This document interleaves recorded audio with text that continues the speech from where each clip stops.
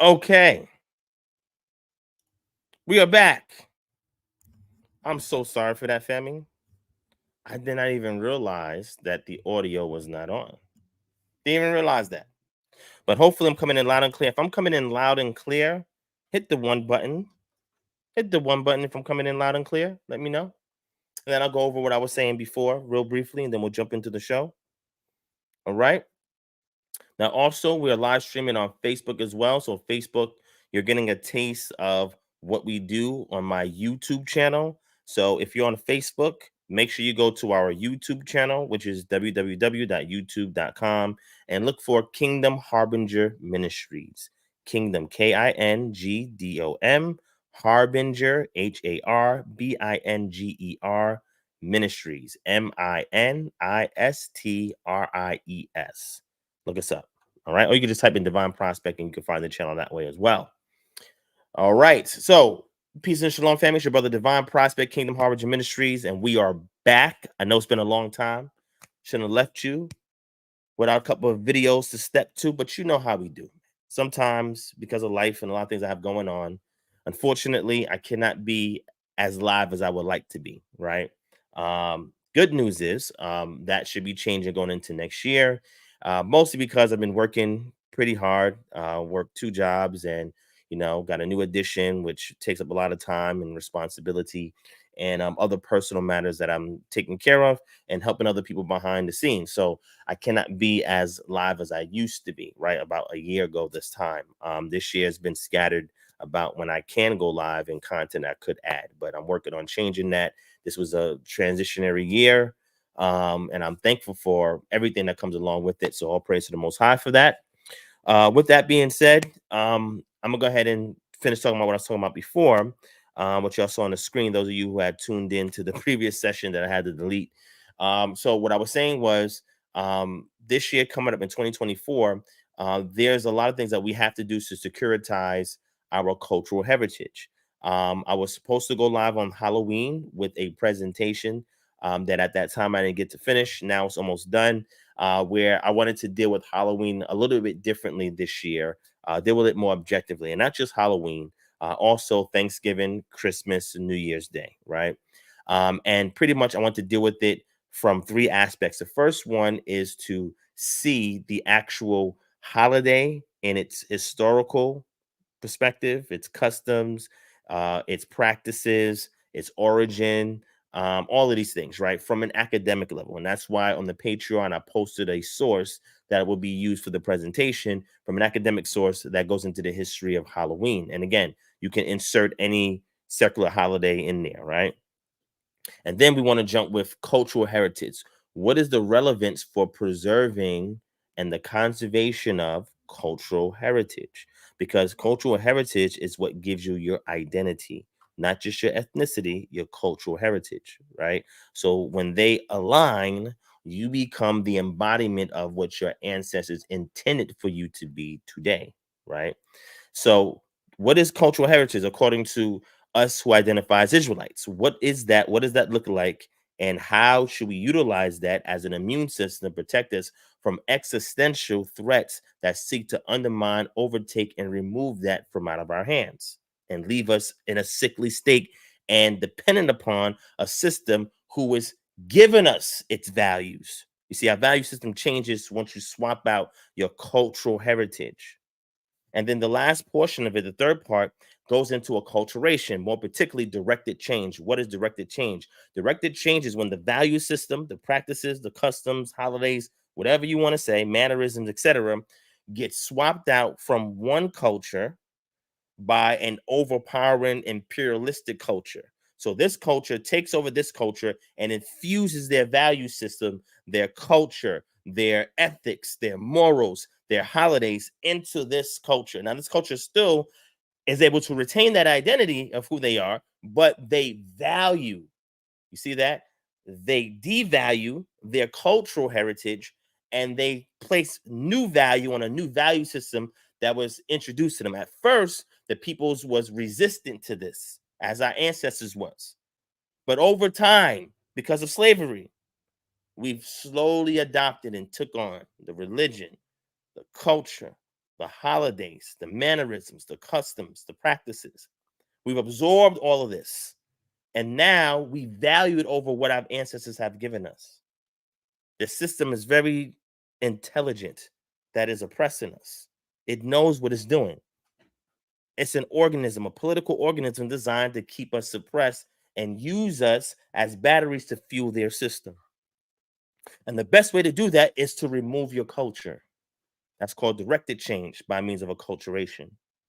So what I'm demonstrating in this presentation that I'm going to present, and again, it doesn't have to be particular to Halloween, but what I'll do is that I'll do maybe about 4 presentations, right? PowerPoint presentations for each holiday. So you can just grab it and follow it through, showing you why objectively, intellectually, why we do not want to celebrate these holidays, the damage that it does. People say, oh, we do it for the kids. Well, that's one of the things in regards to these holidays. One of its value system is to indoctrinate your children. But you know what Torah says in Deuteronomy chapter 6? Teach these things to your children. So if you're supposed to teach these things to your children, there's no space for Halloween. There's no space for Thanksgiving, no space for Christmas, no space for New Year's Day, because you're already filled up with Yah's set apart days. Because you believe in the conservation and preservation of your cultural heritage. There's several worldwide international organizations that deal with this subject matter. And they encourage indigenous peoples or people who have been displaced from their cultural heritage, their land, etc., that they should maintain that and or repatriate and or find the means to receive an aid in their diaspora so they can maintain the preservation and conservation of their cultural heritage. So if they have been impacted by acculturation by means of direct change, their identity is not lost. So what I was saying previously is that there's a program that I've been talking about for almost 10 years that enables us to preserve and conserve our cultural heritage if we utilize it as a tool. And let me show you on the screen what it is. And again, next year is the last push for this program because it ends at the end. December 31st, 2024 is when this program ends, and this will no longer be on the table of international affairs by means of the UN, where member nations have to implement aspects of this particular resolution into their policies. So I'm going to give the last push into this going into next year because we have to integrate it into our programs, into our organizations, our non-for-profits, whatever charter is that you've created, integrate it into there so you can be grandfathered in because we don't have a lot of time. And another 20 to 50 years, when my children are my age, there's not going to be no such thing as an Israelite. Because not only are they pulling our people with their secular holidays and their secular ideals and their secular, not only doing that, but they're persecuting you for speaking the truth. They're persecuting you for it. It's going to be a totally different world in about 40 years. Totally different world. Now, I'll be an old man by then, right? But I pray Yah will keep me until I hit 100 years old. That's my goal, is to live to be at least 100 years old because I want to see these things come to pass. I want to see my redemption draw nigh. I want to see these things. I do want to eyewitness it before I close my eyes permanently. So let's take a look to see what this program is I've been talking about for a lengthy period of time, that if we don't have it, we cannot maintain our cultural heritage. Now, this is not just for those who identify as Israelites. If you don't identify as an Israelite, that's fine, because it still can apply to you, whatever you choose to identify with, because it is a broad program that covers all those who are in the diaspora as a result of the transatlantic slave trade. Those who have been violently removed from West and Central Africa and brought over here to the Americas, because transatlantic slave trade, that's going to disappear in another 20 to 40 years. You're not going to hear that conversation no more. Everything was going to be voluntary. We came over here voluntarily because they get your children. And that is how it works. Like I said, it starts with your children. If you're not teaching your children this and telling them that it is valuable and necessary for their success and for their existence.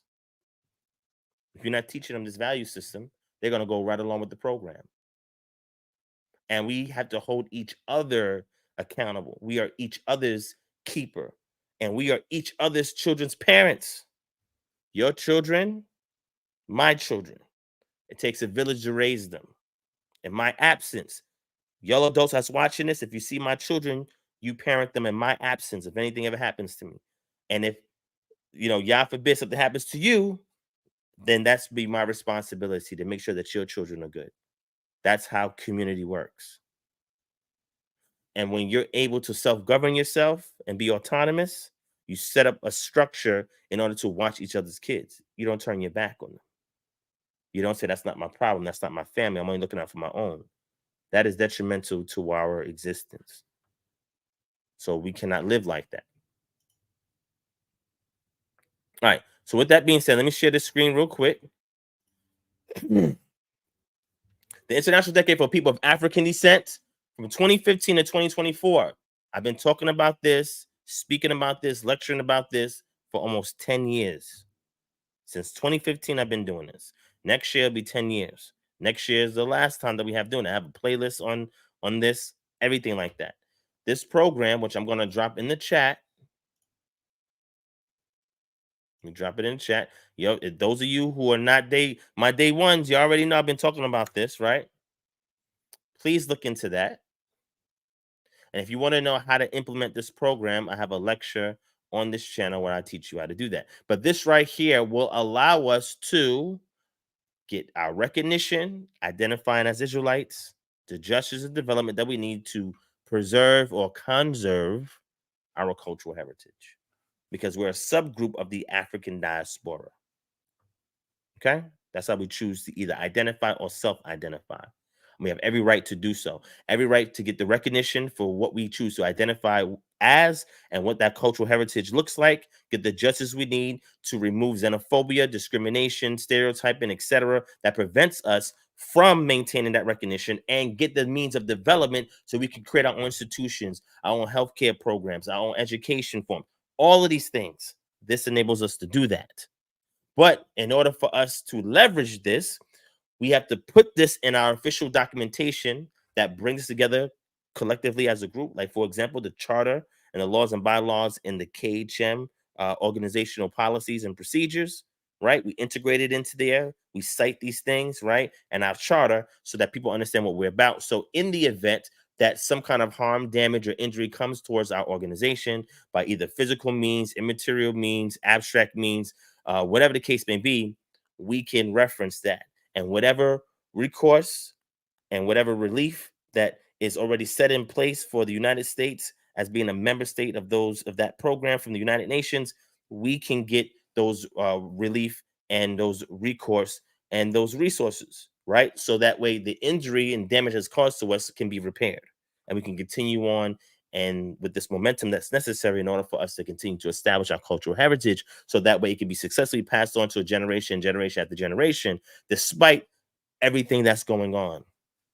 This is what this program is here to do. But most Negroes don't know about it. And the ones that do are the house Negroes. They're helping to control this.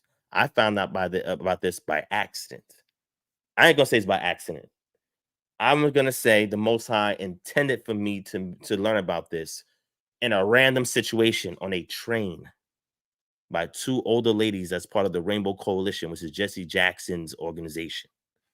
They just randomly decided to talk to us about it because we inquired about what they had in their hands and where they just came from. Coming back from Dr. Ben Yachanan's wake. You know Dr. Ben? Yeah. Yosef Ben Yachanan. Coming back from his wake, we encountered these two elderly women on a subway, part of Rainbow Coalition, and a conversation struck up where they shared this information with me and several other people that was with me. The people that was with me, right, they weren't Israelites. And those people who's with me today are not saying nothing about this program. I'm the only one speaking out about it. I've introduced this to the conscious community. None of them are saying anything about it. I introduced this to the Israelite community. We have a few people that are saying something about it, but not strong enough. because y'all wanna enjoy the curses. Israelites enjoy the curses. You hate it so much that you love it. You don't want to preserve the blessings that Yah has promised you if you keep Torah. You're not trying to start no Goshens to be autonomous and independent. So when things start to rain down on this nation, we are protected. That's scripture. All right. I'm talking too much. I don't know what's going on. I don't know what's going on, man. Let me give a couple of shout outs then, and let's get it cracking. All right. Shout out to Israel Young Lion, Shalom. Tony Yaya Sharala, Shalom. Sharon Hammond, Shalom. The Most High Child, Shah Yarala, Shalom. Plus Beat, Shalom. Lisa Marie Anderson, Shalom. Karima Poet, Shalom. ESM, Shalom. Brian Tompkins, Shalom. Gary Jones, Shalom. Mariah, Shalom. Neelante, Shalom. Pop the Carry Custom, Shalom. Ashaya Yasharala, Shalom. Beloved Ty, Shalom. Damon Williamson, Shalom. Ace, Shalom. Molasses Williams, Shalom. Jacolius Gem, Shalom. Let me see. Tack K says, when's the breakdown on Dr. Brown versus Gorilla coming? Well, it's gonna have to come soon because I said I would do it. It's in my list of things to do. If there's a particular question you have about that I can answer briefly, just let me know. But it's not going to be done on this session, okay? But if you have a quick question about that, just let me know. All right. Shout out to Juwan Davis. Let's see what else we got. Ben Robinson, Shalom. Jay Israel, Shalom. Nazarene Essene TV, Shalom. Ariel, Shalom. Yirmyahu Dawid Ben Yochanan, Shalom. Antoinette Clark, Shalom. Ernest Higgs, Shalom. Let's see. Peace be still, Shalom. Chris the Boss Turner, peace. Zephaniah OG07, Shalom. Mark Benjamin, Shalom. Mikhael Holland, Shalom. Panther Denor, Shalom. All right. So we got, make sure you guys are sharing this video. Hit that thumbs up so we can put the algorithm in a headlock and force it to take this video and send it up the charts so you can get greater visibility and more traction. I don't know how effective that will be because of the things that we speak on this channel may be too real for a lot of viewers, but this is the smack they need in the back of their head when they're taking a nap, when you got to wake them up because the house is on fire. All right. I mean, this is just what that is. And it's not going to be pretty all the time. It'll be sometimes crude, but the objective is to be effective. And sometimes you got to talk direct to be effective. That's just the way it is. Shout out to Raphael Hakeem Bey. Shalom King, what's going on? Let me see. K Lily, Shalom. Bina Bat Ephraim, Shalom. Okay. Again, the International Decade for People of African Descent. That is the program because whatever you identify as in America, you have the right to recognition, justice, and development in the international community. Take advantage of it. If you want more information and details on that, email me at kingdomharbinger@gmail.com. We're going to try to do our march. We've been trying to do this march for 10 years. I think we did 2 show-ups in the past 10 years. I think 2016 and 2018. And I think I had maybe a few people that showed up to these things. Matter of fact, I have a video on this channel. When I went in 2018, I documented some of it and I put it on this channel. Nobody shows up for this. You got 1 more year left, and it's going to come off the international community's table as a matter of discussion. 1 more year to get grandfathered in, to make your presence known. 1 more year, family. So hopefully you'll join me on March 25th, 2024, so we can make this happen. All right. Shout out to V Brand in the building. Shalom. What's going on, King? All right. So I just wanted to get that out the way. Now that we're moving it out the way, a couple of things I want to talk about. First thing is we have some giveaways. There's 2 giveaways that I did for 2 books that I had not shipped yet because I was having some packing and shipping issues, so it caused some delay. So those of you who are waiting on the Daniel commentary and the exegetical commentary on the book of Leviticus, those 2 items will still be sent out to you. Also, some books that our Patreon members won, which is the UBS series of resources. Those are also going to go out before the end of this week. And then I have 3 more giveaways that I'm going to do. I did a community post on it, but I'm going to show it to y'all real quick. The first one is for this, the Cultural Background Study Bible, bringing to life the ancient world of Scripture. This is the NIV version, which means it's easily accessible to read. Study Bible in a sense where you learn the culture of the ancient Near East and the Israelite culture against that ancient Near Eastern background. And this is one of the things that I specialize in, and this is why the resources that I get is what I recommend. And this is the foundation that you need before you even begin to read the Bible. This is why you also got to have surveys, a survey of the Old Testament, survey of the New Testament. These are Zonovan academic series publishing resources that I recommend. You can also get access to it from my library on our Patreon, www.patreon.com/DivineProspect. Let me throw that banner up so that you can see this information going across as I'm talking. But we're going to do a giveaway of this. I'm going to do a giveaway on this channel. And then I have giveaways that I'm going to do on Patreon. So make sure you sign up for Patreon. You'll see Patreon right there coming across the screen. Make sure you guys are signed up. Okay. So this book is awesome. One of my favorite books in my collection. One of my go-to study Bibles amongst 3 others. So I have 4 study Bibles that I go to, right? Another one is already right here in front of me. Other one is this one here. This is the Net Bible, Full Notes Edition by Thomas Nelson Publishing. Recommend this highly if you want to get the latest scholarship in regards to Scripture. Excellent resource along with this Cultural Background Study Bible. Also have several other ones over here as well that I use. These are the 2 main ones that I use, but I have another one up there too that I use that's behind me. So we want to give away this. And then also, because we teach you about health in regards to our naturopathic eating program, we encourage people to be autonomous. We encourage you to be able to learn how to feed yourself. Some people say, I don't have the means to do so. I don't have a green thumb. I don't have a backyard.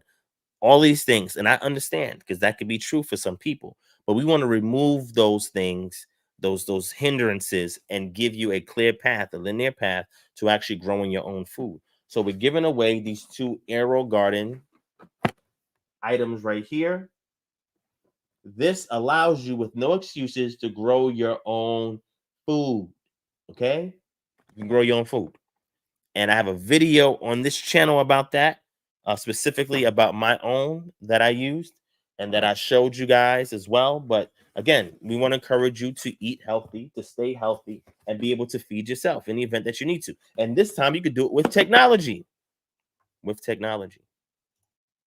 And you're gonna say, well, if we're on the go and we have to, well, if you're on the go, you can attach a solar panel battery to this and it will charge it right from the sky. And you can be right on the go.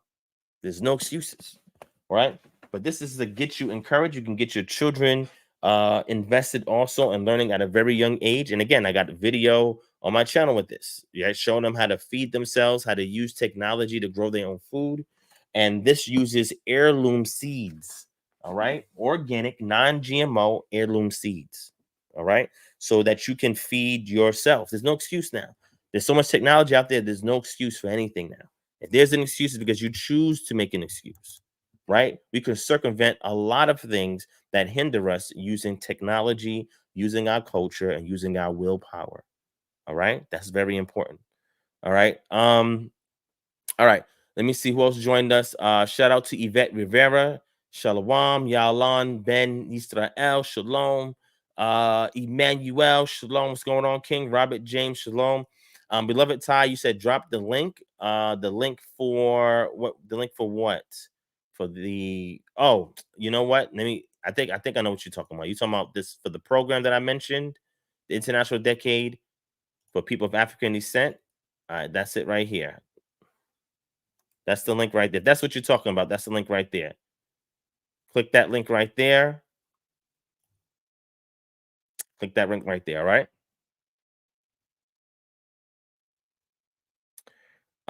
Tony Yasharala, yo, Ak, what's the link when you faced off with the Old Testament only Israelites? All right, that was on a Clubhouse session. Let me see if I can find it for you. Let me see if I can find it for you. I don't know. That's getting more momentum. More people are watching that. I mean, it was interesting. I thought it was a decent conversation. A little awkward in places, but it was decent. All right, that's the link right there, Tony. Go ahead and click on that link right there. All right, so since you guys are here, I'm going to do one of these giveaways. I'm gonna give away one of these Aero Gardens. How does it work? Very simple, right? It's a very simple device. First, you have your LED lights here at the top.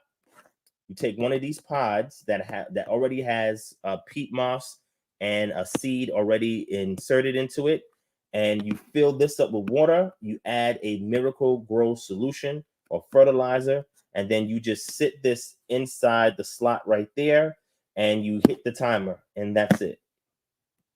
It'll tell you when you need to add water. It'll tell you when you need to add fertilizer. It'll tell you when to turn the light on and off. That's it. All the work happens on its own. Very, very simple device. All right. All right. So, let me see. Who's this? Aaron wants the smoke. What do you want smoke about? I don't know what you mean you want smoke. You got to tell me what you want the smoke about, because I don't want to waste my time or the audience's time. Aaron, what's the smoke about? Tell me what the smoke is about, my brother. All right. I'm trying to give something away, and you talking about you want smoke. Let me give something away first. Let me get this away first, and then we can have the smoke conversation. All right. Let me get something away first. Trying to get something free away. All right. All right. Oh, thank you, Mother Leslie. I'm going to speak about that shortly. Right. I'm going to talk about that shortly too, because of a comment that was made. I'm going to talk about that too. All right. Yeah, I have smoke. You're right. But you have to, okay, look, so let me tell you typically how this works. All right. And you should know, Aaron, I think you've been through this by this channel before. This is how this works. All right. Typically, somebody comes in the chat and they have some kind of grievance with me. They make the grievance known in the chat. I go and I look at the chat, I see the grievance, and I said, okay, let me give you an opportunity to voice that grievance. And then we have an amicable discussion, right? Sometimes a debate. Just depends on what occurs during the organic interaction, right? So if there is some smoke that you have for me, I'm okay with that. But you must put that in the chat. I need to see a synopsis of what your beef is. Let me know what it is, and then we can go from there. All right? Just let me know. Right? So in the interim, while you do that, let me help our people feed themselves. All right? That's what I want to do. All right? All right. You want to talk about, all right, let me see. You want to talk about the siege in 70 AD. No. So Aaron, when I say beef, brother, I'm not talking about literal beef. You feel what I'm saying? I'm not talking about that. I'm talking about in regards to something that you disagree with, right? Or that you're on a polar opposite position than me, right? If you want to have a discussion on that, no problem, right? You want to talk about those three things. I don't know about those three things. Pick one thing and let's talk about it, right? The validity of the book of Daniel, I've heard those arguments before. The alleged Messiah, heard those arguments before, and the siege of sending, all these things you're saying, I've addressed it before on this channel. But pick one of those three. Pick one of those three, and we could talk a little bit about it. All right, my brother. Pick one of those three. All right, nothing personal. This is just information. Pick one of those three, and then we could talk about it. All right.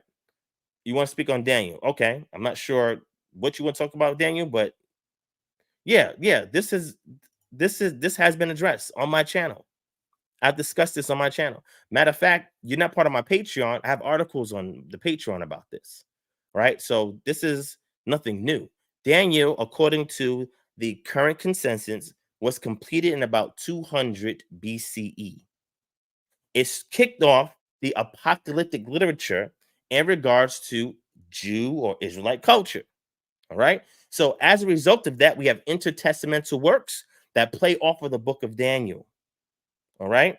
So the validity of the book of Daniel, looking at it, because we have to parse it out. There's sections in Hebrew, sections in Aramaic. The Aramaic portion of it showcases that this was written very late. So it was not written during the Babylonian captivity, right? It was written very late. So there's various things we can look at: the style, the language, all of that. And we can tell that this is a work that was written late, or at least the form that we have it today is in a latter form, right? So this has been discussed in depth.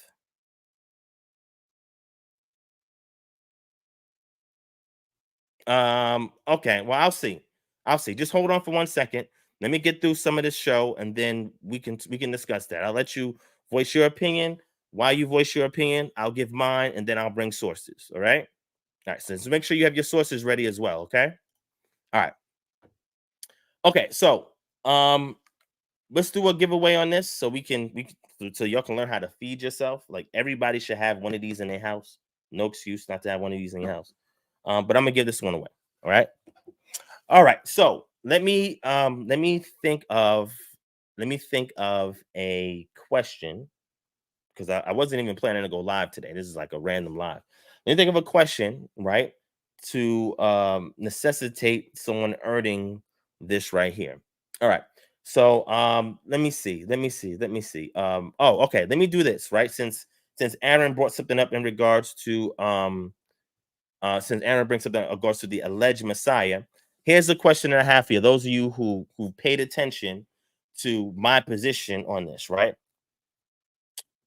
What manuscript of the New Testament that I reference in regards to the Gospels?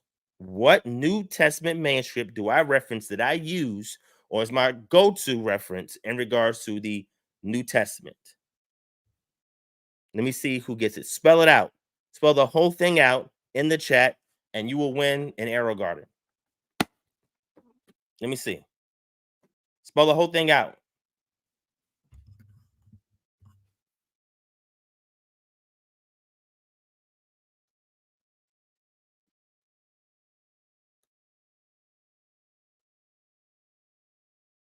Keyword is manuscript. Syriac palimpsest. Uh, Emmanuel. He's very, very close. You're just missing one portion of it, Emmanuel. Got the first three, boom, boom, boom, and there's one last portion of it. You and Israel, Young Lion, and Get Wise, you're all touching on it, but I need the full thing out. Yeah, so being wise, what I said was, what is the New Testament manuscript that I reference, that I use, that I go to in regards to the New Testament, in regards to the Gospels? Let me not just say New Testament, but let's say in regards to the Gospels, right? What is the name or the designation given to the manuscript that I use or that I reference as it pertains to the Gospels? I see portions of it above, but I want the full thing written out, typed out. So whoever gets it wins this arrow garden.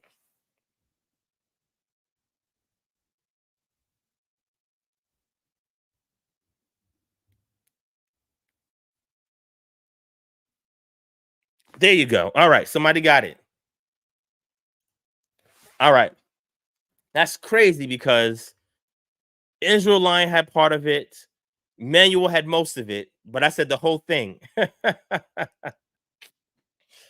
The Archer, you got it.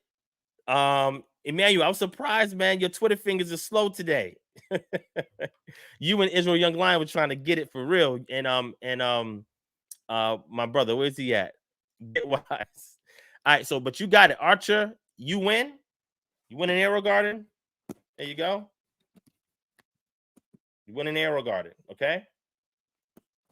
So what you need to do is email us at kingdomharbinger@gmail.com, kingdomharbinger@gmail.com, and we will ship you an arrow garden for free so you can learn how to feed yourself and teach your kids and your family they can feed themselves without any excuses. Become autonomous again. Take advantage of this because in another 20, 40 years, all y'all gonna be eating GMO foods without heirloom seeds and without seed vault to keep them seeds in. All right. Get you an arrow garden. All right. And no, that's not sponsored. I'm not being sponsored to say any of that. All right. So you won. All right. Good job. Now, this is for Aaron. All right. Aaron, hopefully you're listening, Aaron. So, Aaron, are you familiar with the OCR Sinaiticus palimpsest? I just want to know because you said alleged Messiah. I already know what you're getting at with that. Do you know about that text? Have you read that manuscript before? Have you done textual comparison between it and the other Greek texts and maybe the Sahidic text and maybe other texts that are written as well in regards to the Gospels? I just want to know if you're familiar with that. Want to make sure Aaron is there first. Aaron, I need you to address that. Let me know if you took a look at that. Don't Google it, because if you could Google it, but you're not gonna be able to read the whole thing right now. I just want to make sure that you're familiar with that.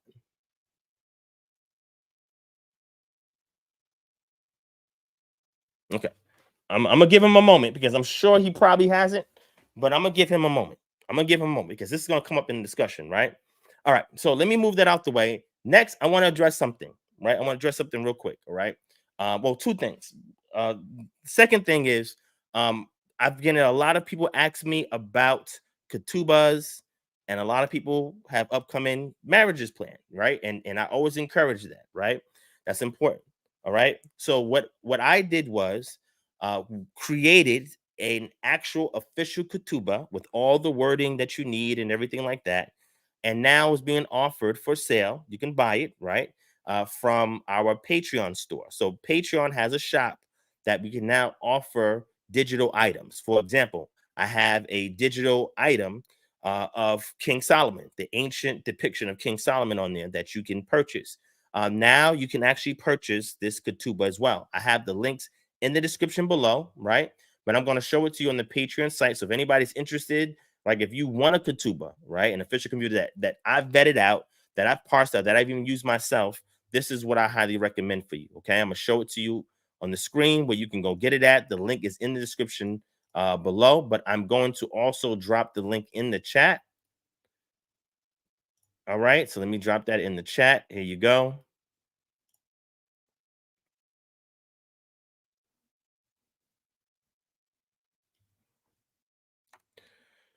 All right, so that's the link right there. Too many variants and contradictions. That's fascinating, Aaron. We can also talk about that. Shout out to Janae in the building. What's going on, Janae? So look, you said it's too many variants and it's contradictions. That's fascinating. Um, have you read that book, 400,000 Textual Variants?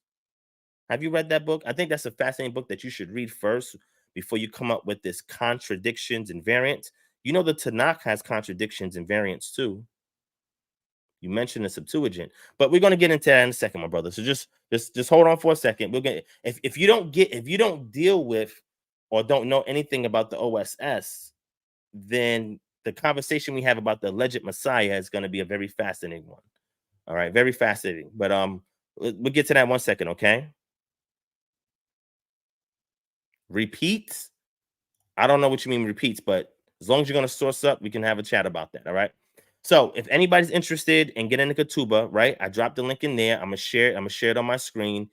Because again, we do dozens of things to help our community out. I can't even name how many things KHM has done to provide for the needs of the community, right? And we're going to continue to do so. I know this has been in heavy demand, so I want to show it. So if you're interested, you can go to the Patreon shop that I dropped the link in the chat, and it's also in the description if you want your own customized Ketubah. All right. All right. Just want to make sure I shared that in case anybody's interested, because I've been getting a lot of inquiries about it recently. At least 10 or 11 that I could, or 12, something like that, inquiries about people asking for that. All right. Now, even if you already are married, let's say that you already are married with your spouse, but you want it to be formalized, cultural wise, you can get this too, right? And do the same thing with it. All right. Okay. All right. So let me move out the way. And I'm going to talk about this last thing here, right? Because I'm not a fan of colorism, right? And there's a lot of colorists out there. And a lot of y'all pit light skin and black skin, Negroes, African Americans, blacks, Israelites, Moors, whatever you want to call yourself, right? A lot of y'all out there assume because somebody is light skinned that they're biracial. And again, this is not no shot to nobody, right? I'm not taking shots. I'm just speaking as it is. Matter of fact, I'm gonna discuss with you something. I'm gonna leave the specific person anonymous. They know who they are. I'm gonna leave them anonymous because it's not about that. But I want to talk on this subject, right? So recently I put up a picture of my daughter, and it had an express purpose, right? But again, this is the internet, and on the internet, Any and everybody can come and comment on something that's public, right? And there was a comment on it. Now, I don't know if y'all seen that post, but I'm going to share it with y'all real quick. I need to talk about this because it's very important. And then after I talk about this, I'm going to transition. But I need y'all to understand this because this is due to a lot of ignorance. People think because I'm light skinned or somebody's light skinned who's African American, Black, Negro, whatever they're calling us, Afro American, I don't know, right? That automatically that means that the slave masters raped your great great grandmother. Automatically, because you're light skinned, you're biracial, you're a mulatto because you're light skinned. Not to mention that the Khoisan peoples, who have the greatest genetic diversity in Central Africa, Central South Africa, the greatest genetic diversity than any other group in Africa, and the whole continent, have slanted eyes and light skin.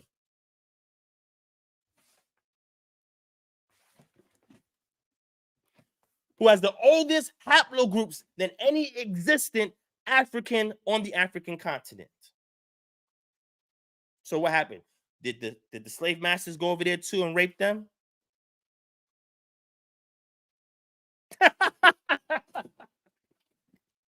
Yo, this is wild right now. Hold on. Hold on. I gotta turn the light. It's getting dark. I gotta turn these lights on. Give me 1 second. I'm about to go in.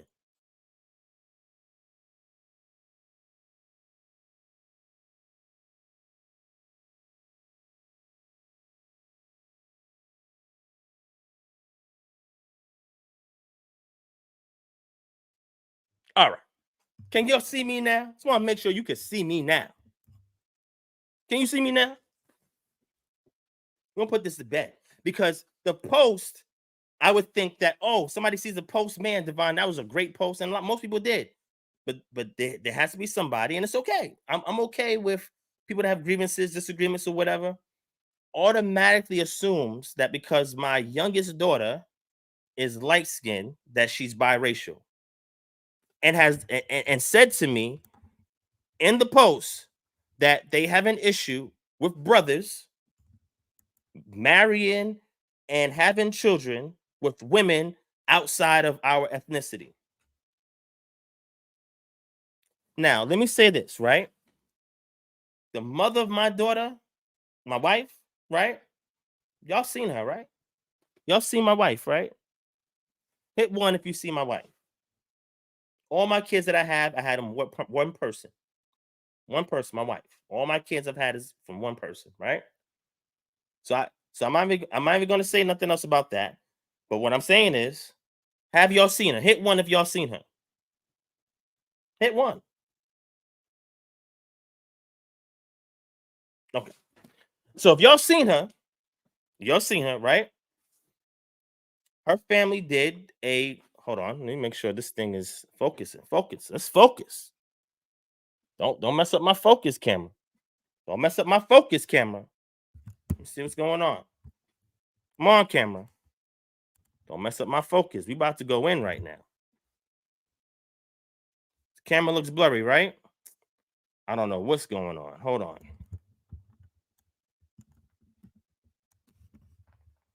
Come on, camera. Hold on. Let me turn it off and turn it back on. Hold on 1 second.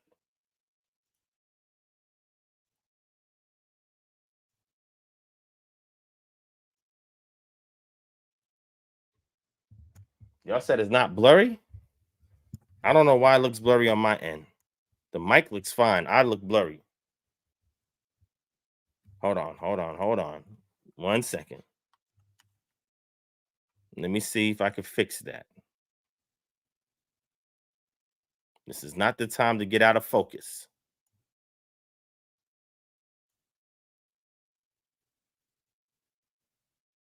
All right, there we go. All right. Okay. So y'all seen me and y'all see the mother, right? Okay. Now I'm gonna show you my daughter, right? I'm gonna show you two pictures. The first thing I'm gonna show you is the post that I made. And again, I'm a big fan of image matters and representation. Huge fan of that. Because that is how the ideal of beauty starts in the home. When you teach your child that them being natural and them looking the way they do is okay, it's acceptable, And because of those natural characteristics, those phenotypes that they've been blessed with, that is what gives them royalty, right? That is the purpose of the post, right? So let me bring it up real quick. I'm gonna show it to y'all. Let me bring the post up. So I got to talk on this because there's a lot of colorists out there, and there's a lot of ignorance. Okay, so check this out, right? I'm gonna show it to you, right? All right, here it is. Don't lose focus. I know my daughter's beautiful. Don't lose focus. All right. Okay. So y'all see this? So some of y'all didn't see this. So make sure y'all are checking the community tab, right? Because some of y'all didn't see this, right? So you see this? You see what this says? Teach them as babies that image matters and that the ones that reflect them are beautiful. Proverbs 22:6, train a child in the way they should go.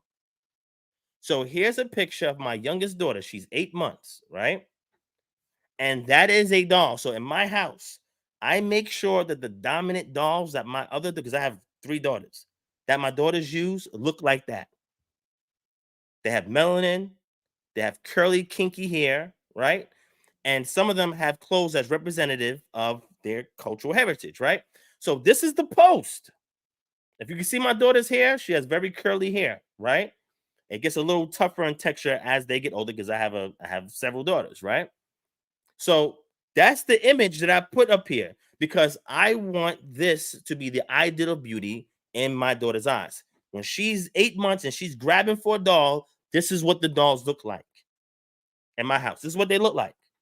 Now, that doesn't mean that every doll that my daughters have look like this, but the majority of them do look like this, right?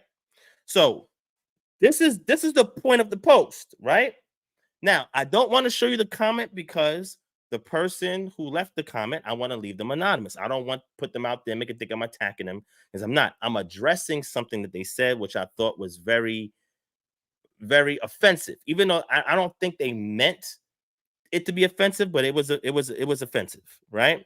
So I show this, have like maybe 8 or 9 comments, has like 150 whatever likes, right? 8 or 9 comments. Oh, she's beautiful. That's great, blah blah.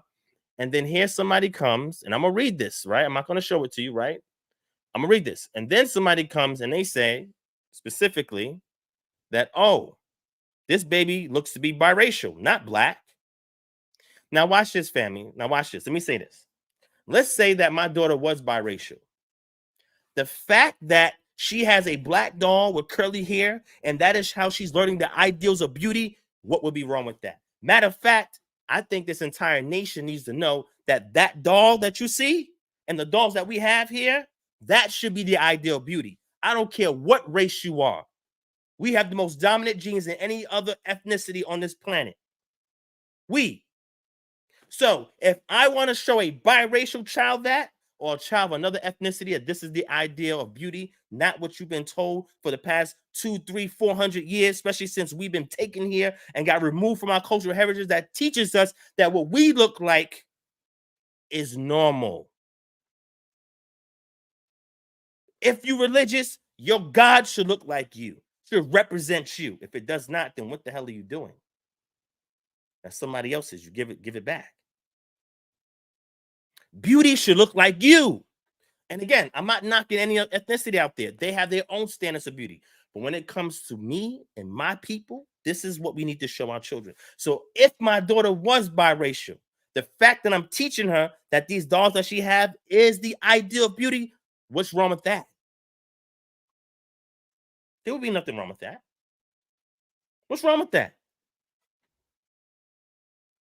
But nonetheless, I'm gonna read the rest of this, right? And again, if the sister's watching this, I'm not attacking you. I'm just addressing your comment because I've not only heard this from you, I've heard it from other people too, right?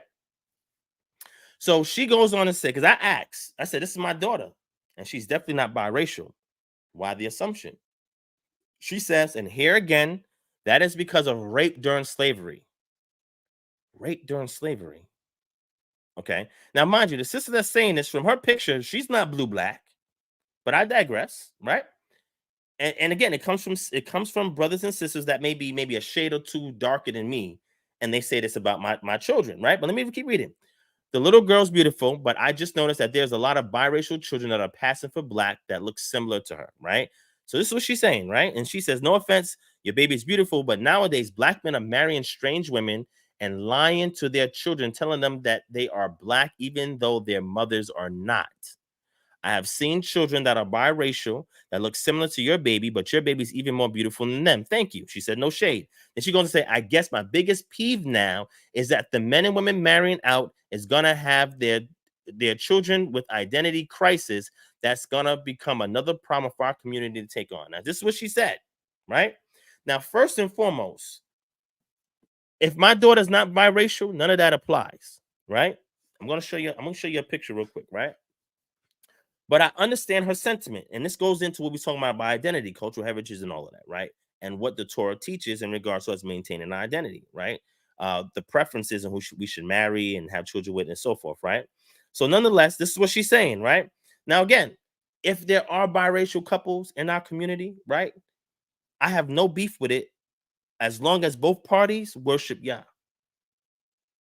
I have no beef with it if they understand in this community who the leaders are. You understand your position, right? You don't overstep the boundaries. You understand your position.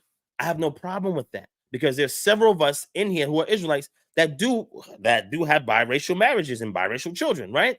Nonetheless, and again, the issue is when that other takes you away from Yah. But if they're enjoying with you in Yah, there's no issue with it, right? And when you had the separation in Nehemiah, that's a whole nother conversation, everything like that. It's because they were marrying foreign women that were pulling them away from Yah. That's the issue.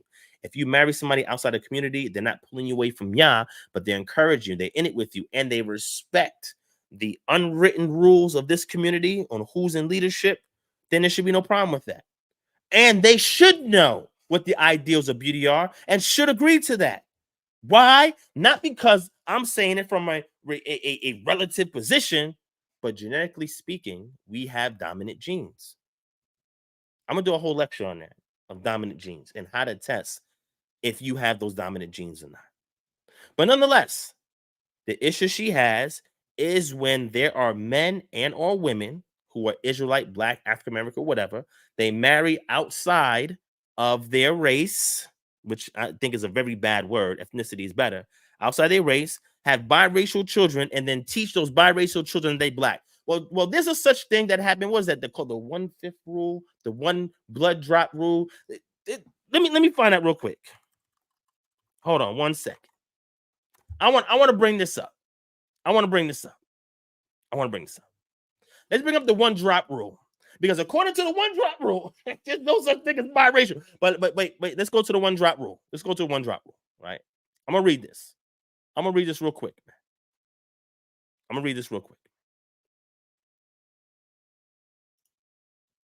The one drop rule was a legal principle of racial classification that was prominent in the 20th century United States. It asserted that any person with even one ancestor of Black ancestry, so if my daughter was biracial and I had her with somebody outside of my ethnicity, according to the one drop rule, she's considered Black. It is an example of hypodescent, the automatic assignment of children of a mixed union between different social, economic, or ethnic groups to the group with the lower status, regardless of proportion of ancestry in different groups. The concept became codified into the law of some United States, some U.S. states in the early 20th century. It was associated with the principle of invisible Blackness that developed after the long history of racial interaction in the South, which had included the hardening of slavery as a racial caste system in later segregation. Now, it was outlawed by the Supreme Court in the 11 versus Virginia decision in 1967. It was used to prevent interracial marriages and in general to deny rights and equal opportunities and upheld white supremacy. So here's the thing, right? I just want to give y'all some history, right? And the antebellum South and the conditions that made it right for this one drop rule to exist. Okay? So I'm just telling you, biracial children are Black. If they have a Black parent, they're Black. They take on the social economic status of the lower status parent. And in America, Black people are not at the top of the totem pole. So that's a Black child. Now, the encouragement of whether or not we should go marry other ethnicities and have children by them, that's a whole nother conversation. I'm not getting into that. I already expressed my sentiments on that earlier with what I said. The bottom line, what I'm saying is my daughter has two parents whose DNA is predominantly African American, coming from the descent from the continent called Africa and the portion of West and Central Africa. That's where my dominant genes come from. That's where 70+% of my genes come from. On both sides, me and my wife. So watch this. Watch this, right? So wait. Hold on. I have somebody here that says mixed children are not black. All right. Now we have a whole nother conversation going up, right? What I'm saying is, in this country, if you have a black parent, you are not white. It's just like that. Now, in regards to how that's handled and how it's executed and played out, that's a whole nother conversation, right? Historically speaking, I'm showing you the one drop rule that was agreed upon. Even in the North, there's cases. Up until 1967, when it was overturned by the Supreme Court. So you telling me after 1967, now all of a sudden, even though legally it doesn't have a precedence, that is still not there in the social elements of society? Okay. All right. So look. You are not white, but you are not black either. So you're just an other race. That's what you're saying. You're an other race. Okay. So nonetheless, I'm gonna reel it back into the point I'm trying to make. I want to show you something real quick, right? Let me show you this real quick. I want to show you this because I definitely need to bring attention. This is very important, right?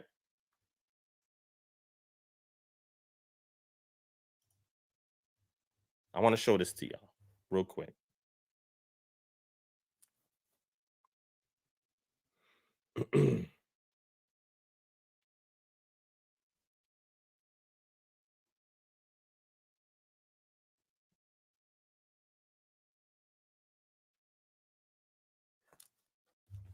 Let me pull this up real quick.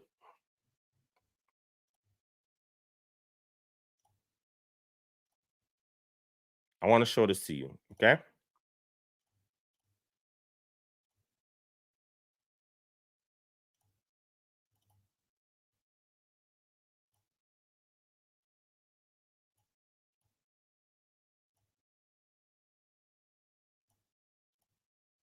All right. I want you to take a look at this picture, okay? Take a look at this picture. Now, one of these are me, one of these children are me, and one is my daughter, okay? Now, for my picture, I had to AI enhance it because it had a lot of graininess because it was an old, early 80s picture, right? But if you look at my picture, right? Here's me right here on the left. Here's my daughter on the right. Do you see how much my daughter resembles me? In this picture, my daughter's 8 months and I'm 18 months, I think. So I'm 18 months and she's 8 months. When I was 8 months, I had the same complexion as her. Do you see the coarseness of my hair compared to hers? Over time, the hair gets coarser. And then you start to see my big lips. You see my big lips? You see this? And my nose, that's not pointy, but it's round. You see this? Okay. All right. So what I'm saying is, let me see. I was 18 months there. When I'm 18 months, I'm going to take this picture over again. I'm going to show y'all again so you can see us. She looks just like me. The only difference is she's much younger, so her features a little softer. Mine's came in a little bit more because I'm about a year older than her in this picture. But that's the earliest I could find that I could do like a side-by-side like this. So somebody will see my daughter and say, oh, she's biracial. What? She's biracial. My complexion, if I put my complexion next to hers, I'm darker than her. But this is what I look just like her, same complexion, everything, when I was her age. All three of my daughters came out like this. So because my daughters look like this, and as they get older, you'll see the shift in the melanocytes in their skin and the coarseness of their hair. They got to be biracial. Let me show y'all this is for y'all who don't know anything about genetic diversity, anything about genetics at all, right? And again, you probably don't even know what genetic diversity is. I'm gonna share something with y'all real quick.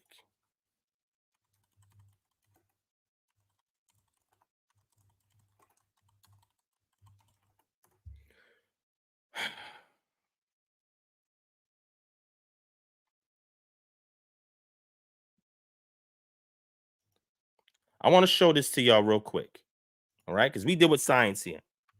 I don't know what Israelites you thought I was. We're gonna deal with science here. Now let's get an article in Science, and let's read this real quick. All right, I want to read this real quick.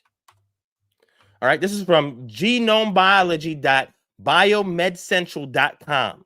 Okay, peer-reviewed work. I'm gonna jump down here, right?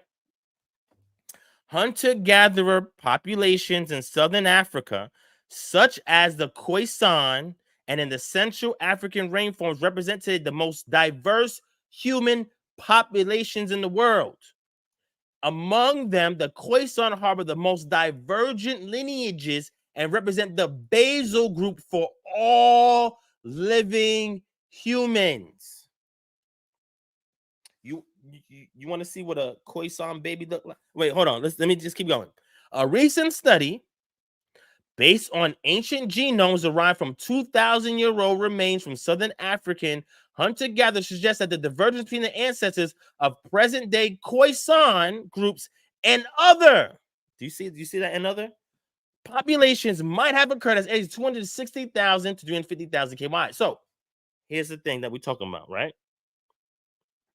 The Khoisan, the way they look and their genetics represents the most ancient people.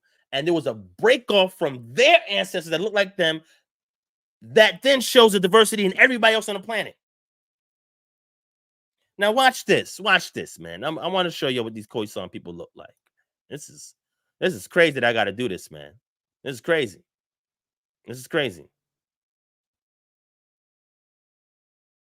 No, I didn't say that, brother. That's not what I said. I didn't say that. There's no need to misrepresent. There's no need to misrepresent me.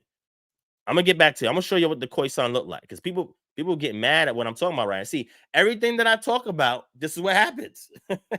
this is why this show is so fascinating, so intriguing. So let's go take a look at the Khoisan. All right, let's go take a look at the Khoisan.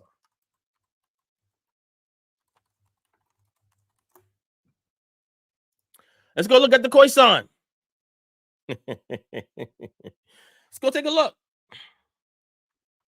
See, this is why I don't play this colorism game, man. Y'all playing too much. You're playing too much. If you don't know anything about basal groups and genetic diversity, you need to go research it. Let me just show you a picture real quick.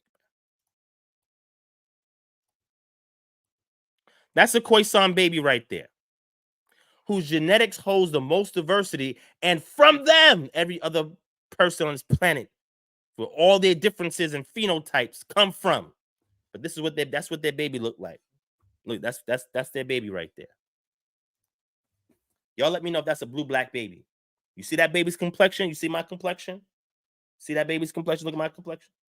Let me know if that's a blue-black baby right there. See, y'all got to stop with this, man. You got to stop with this. Y'all being ridiculous with this. This is ridiculous.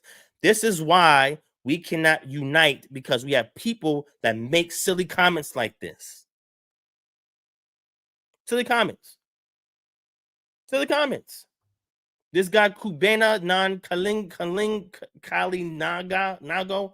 I don't know what your name is, brother, but you over here having an issue in regards to the one drop rule, and everybody in America is black. Then that's not true. What do you mean everybody is black? I had coworkers that showed their ancestry.com and 23andMe DNA results. They have no African in them, no Native American, no nothing. Does that make them black too? Come on, brother. Stop. I'm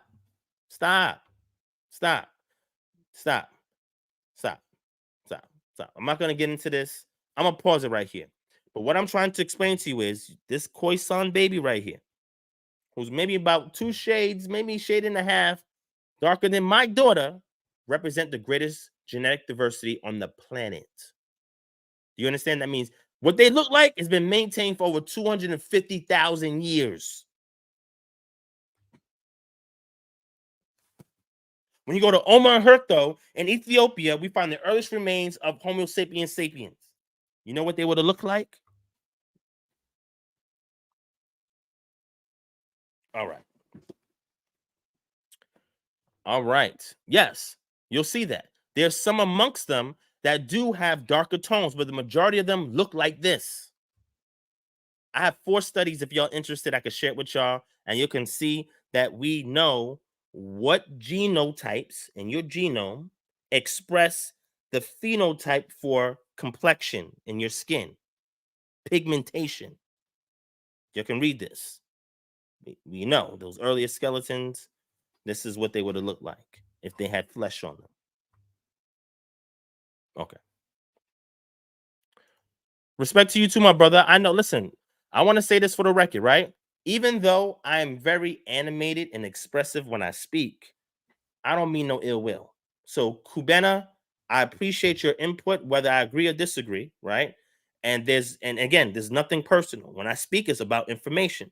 If I disagree with something, as you can see, I'm very vehement in how I express my disagreement. But that doesn't mean that I'm expressing hate towards you or anybody else that may disagree with me or have an opinion. This is how peer review works. I appreciate that because it gave me something to bounce off of, and you're welcome here anytime. But I just at the same time wanted to give, yeah, I appreciate that, brother. I wanted to give education so that people's aware. All right. So just because you see a child that looks like my daughter, it's not safe to assume that they're biracial. You need to investigate that matter first before saying that. Maybe ask, what does the mother look like? You know what I look like. What does the mother look like? What is the dominant haplogroup that you have in your DNA? And I can tell you based on data that I've received from family members. And the same thing with my wife. So that's all I'm saying. I can't even deny her as my daughter. You see, she looked just like me. And I also helped to catch my daughter because we do home births, lotus birth. Child's born with the placenta. Don't cut it. Let it shrivel up and fall off on its own. Yeah, that's what we do. So I was there to catch her. It wasn't no hospital mix-up or anything like that because it happened in my home.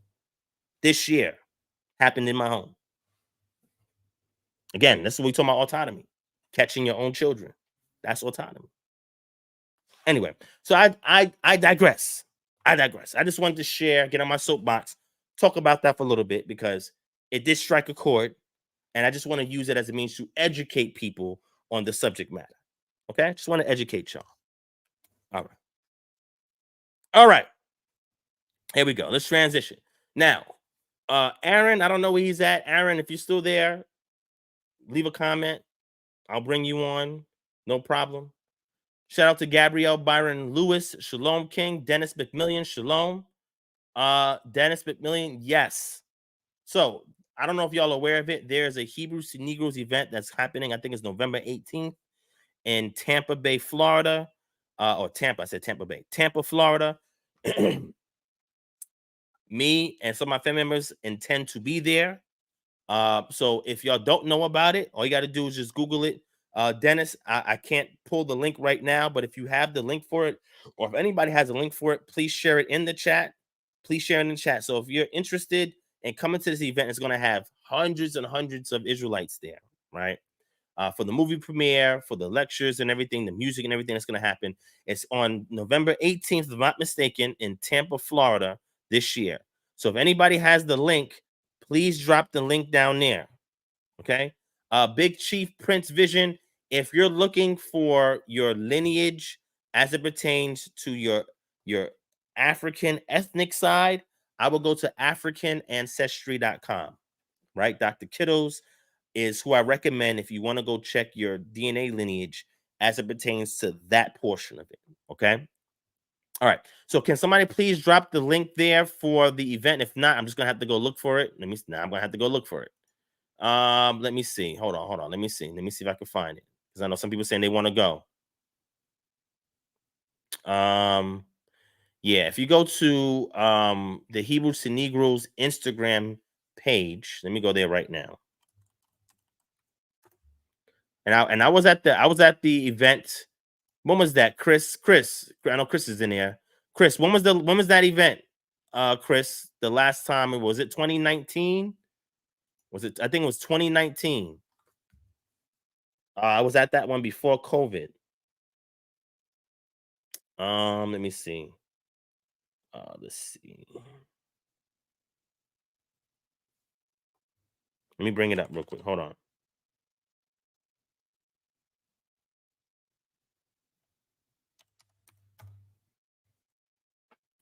All right, I'm gonna pull it up. Let me see if I can find it for y'all real quick. Share the details. Yeah, Chris said it was in 2019. Shout out to my brother Chris in the building, man. All right, so look, let me find it now. Hold on, let me find it.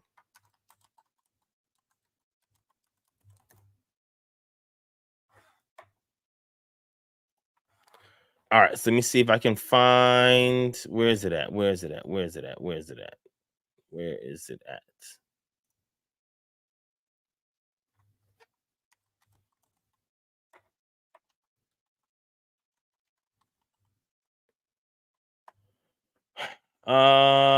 Man, I know it's on my, where is it at, man? Where is it at? Oh, here it is. I think this is it right here. I found it. But yes, if you can't come out and support, I highly encourage it. I think this is it right here. November 18th, Tampa Bay. And here is the link to get tickets. That should have the details. Here's the link right here. I'm gonna share my screen. Because I have no problem supporting our community, man. If you got something going on, I'm here for y'all.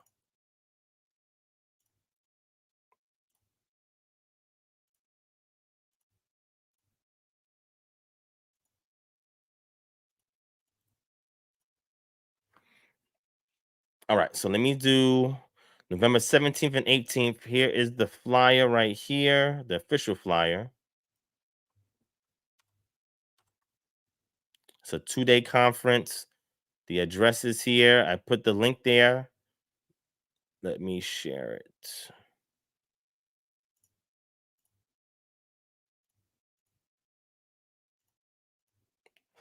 All right, it's called the Great Tribulation Conference, November 17th to the 18th, 2023, featuring Hebrews to Negroes 3, Sound the Alarm, movie premiere, Tampa Bay, Florida, the Venetian Center, 9724 Cross Creek Boulevard. All right, here's the details right here. All right, you can get the tickets right here. 2-day Great Tribulation Conference. Here's the tickets. And then tickets for ages 6 to 12. If your child's older than 12, you got to buy an adult ticket. If you want to do vendor, I might do a vendor table. I didn't even think about it. I'm gonna do a vendor table, right? You can click here to do a vendor table, and here's for the movie ticket. All right. This incorporates, I think, the movie tickets and the conference. This is just for the movie ticket, just for the movie premiere, right? It says it right here, right? So yes, it's that's my goal.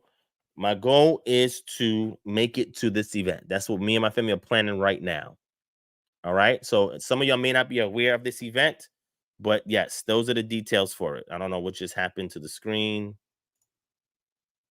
Oh, there we go. Let me close it out. All right. There we go. All right. Yes, sir. Yes, sir. Definitely. You already know. Shalom, Gene. What's going on, King? What's going on, Lee? J Lockhart 25, set apart girl. What's going on? Shalom, y'all. Abigail Ben Yisrael. Shalom. Yeah, well, Abigail, the link is in the chat. It's the negronetwork.com. Just click on that and you should have the details that you need for it, okay? Dennis, no, that's in Tampa, Florida, not Detroit. All right. Yes, I know, sis. I know you definitely would have been there. Man. All right. Nathan Adventures, Shalom. JT Preacher Thomas, Shalom. What's going on, King? What's going on? Let me see. Everybody else that I gave everybody else. Let me see. Everybody else, anybody else I miss? Sister Jeremiah 29:5, Shalom. Let me see. Anybody else? I think I got everybody. Okay. Yah pray, Shalom. Eliyahu, Yah Yehuda, Shalom. Sister Santawa, Shalom. Jay Fearson, Shalom. What's going on? Let me see. King Grow 12, shalom. Let's see. I think I got everybody for now, man. All right, so let me go back. Brandon Blackwell, shalom. All right. No, Daryl, I don't have a bald head. My hair is just cut low. See, it's not bald. It's just cut really low. It's easier to maintain that way. Shout out to my brother, man, big brother Daryl Warren. Daryl, remember 2015? Remember 2015? Was it 2015? 2015? Yeah, my brother know what I'm talking about. Shout out to my brother Daryl Warren in the building. All right, so look, I'm waiting on Aaron. I don't see him no more. Shout out to X Earth, shalom. Aaron, this is another Aaron. Shalom. Let me see. I don't see Aaron. Where you at, Aaron? Aaron said he wanted to smoke. Oh, there you go, right there. All right, I see you, Aaron. All right, I'm gonna drop the link for you, Aaron. Gabrielle, yes, ask the question real quick, brother. Drop your question real quick. I'm going to drop this invite for Aaron real quick. We're gonna close up the show in the next 15-20 minutes. But me and him can have a quick dialogue. All right, click the link, Aaron. Click the link.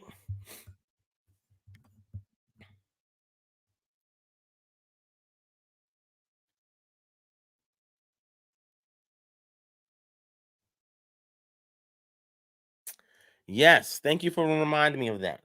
All right, that lecture.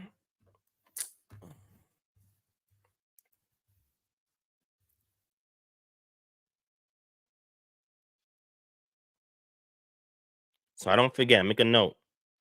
I got you on that lecture. Shout out to Naviyan and building. Shalom, sis. Yeah, so that lecture is, I already alluded to it, make references to it, share some of the information as well on live streams. That's going to be a deep one, just like the one on meditation was fire, right? Chastity Collins, shalom. Let me see. I think that's everybody. All right, I think I covered everybody. Sister Jaslyn Berry in the building, shalom. What's going on, Jaslyn? All right, so let me go ahead and I don't see your question, Gabriel. I don't see your question yet, so I'm gonna bring this brother on real quick. You there, Aaron? Yeah, I'm here, man. Shalom to you. Can you hear me, brother? Yeah, can you hear me? I'm actually about to change my headphones. I'm about to take these out. Yeah, so go ahead, take a moment and do that, my brother, and jump right back on, okay? I'm gonna mute him real quick until he gets that. So apothecary, yes, the text tells you who not to marry. So anybody outside of the prohibition of who not to marry, you can marry, right? So let's get that in scripture real quick.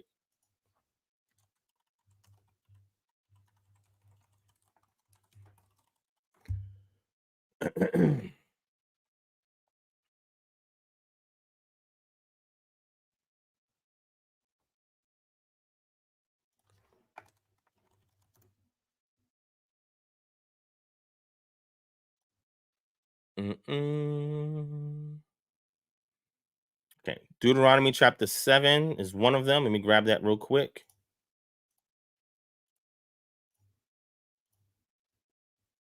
So you can see what the text says. And a lot of these groups are not even here anymore, right? So Deuteronomy chapter 7, verse 1, when Yahweh Elohecha brings you into the land that you are entering to take possession of it and clears away many nations from before you, the Hittites, the Girgashites, the Amorites, the Canaanites, the Perizzites, the Hivites, and the Jebusites, 7 nations more numerous than you and mightier than you. And when Yahweh Elohecha gives them over to you and you defeat them, then you must devote them to complete destruction. You shall have no covenant with them and show no mercy to them. You should not intermarry with them, giving your daughters to their sons or taking their daughters for your sons, for they would turn away your sons from following me to serve other gods. Then the anger of Yahweh would be kindled against you, and he would destroy you. But thus you shall deal with them. You shall break down their altars, dash into pieces their pillars, chop down their asherim, and burn their carved images with fire. So the text tells you these are the groups or the nations that you should not intermarry, right? The text is clear about that, right? So let's click on 3 and go down, right? And it goes on even deeper. It goes into Exodus 34 and 16, Exodus 34 and 15 in regards to that, right? So it's telling you who you should not intermarry and why is detrimental if you do, because they're going to turn your heart away from your patron deity. So those groups are off limits. The majority of those groups are not even here anymore today, right? You may have some residual DNA in some people that exist today, but as a nation, clan, and the material culture, we have those individuals in order to identify who today are those peoples and or the artwork that we have, right? Because going to Ramses II and the 9 bowls in Egypt, he started to parse out the ethnic groups that was in Canaan, right? Not just in Canaan, he had the Libyans there as well and so forth, but starting to get an idea of what they looked like, also garments that they wore, jewelry that they had on, because this also helps to differentiate ethnicity as well. I added an article like that on the Patreon some time ago for y'all to check out. But it goes on and it tells you to leave those nations alone. That's what the text says, right? Now let's go back. Let's go back real quick. Let's see. Let me get this real quick.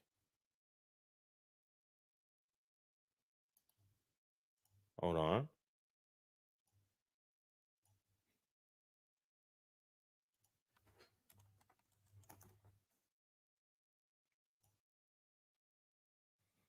All right, let me see.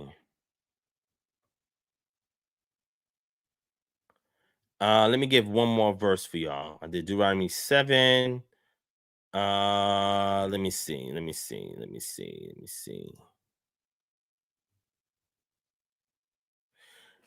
You have a reinforcement of that in Exodus chapter 34, verse 11.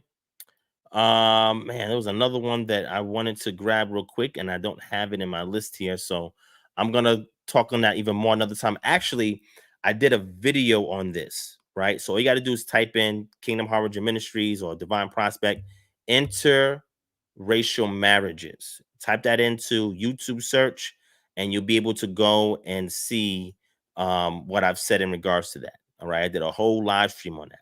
All right. Okay. Now, there's a question that comes up like, okay, today, who has the genetics of these nations in the past today? Did some of them get wiped out? Some of them did. Did some of them persist? And do we have any documented representation of them somewhere from some culture, right? From some scribe somewhere to kind of determine who they are today?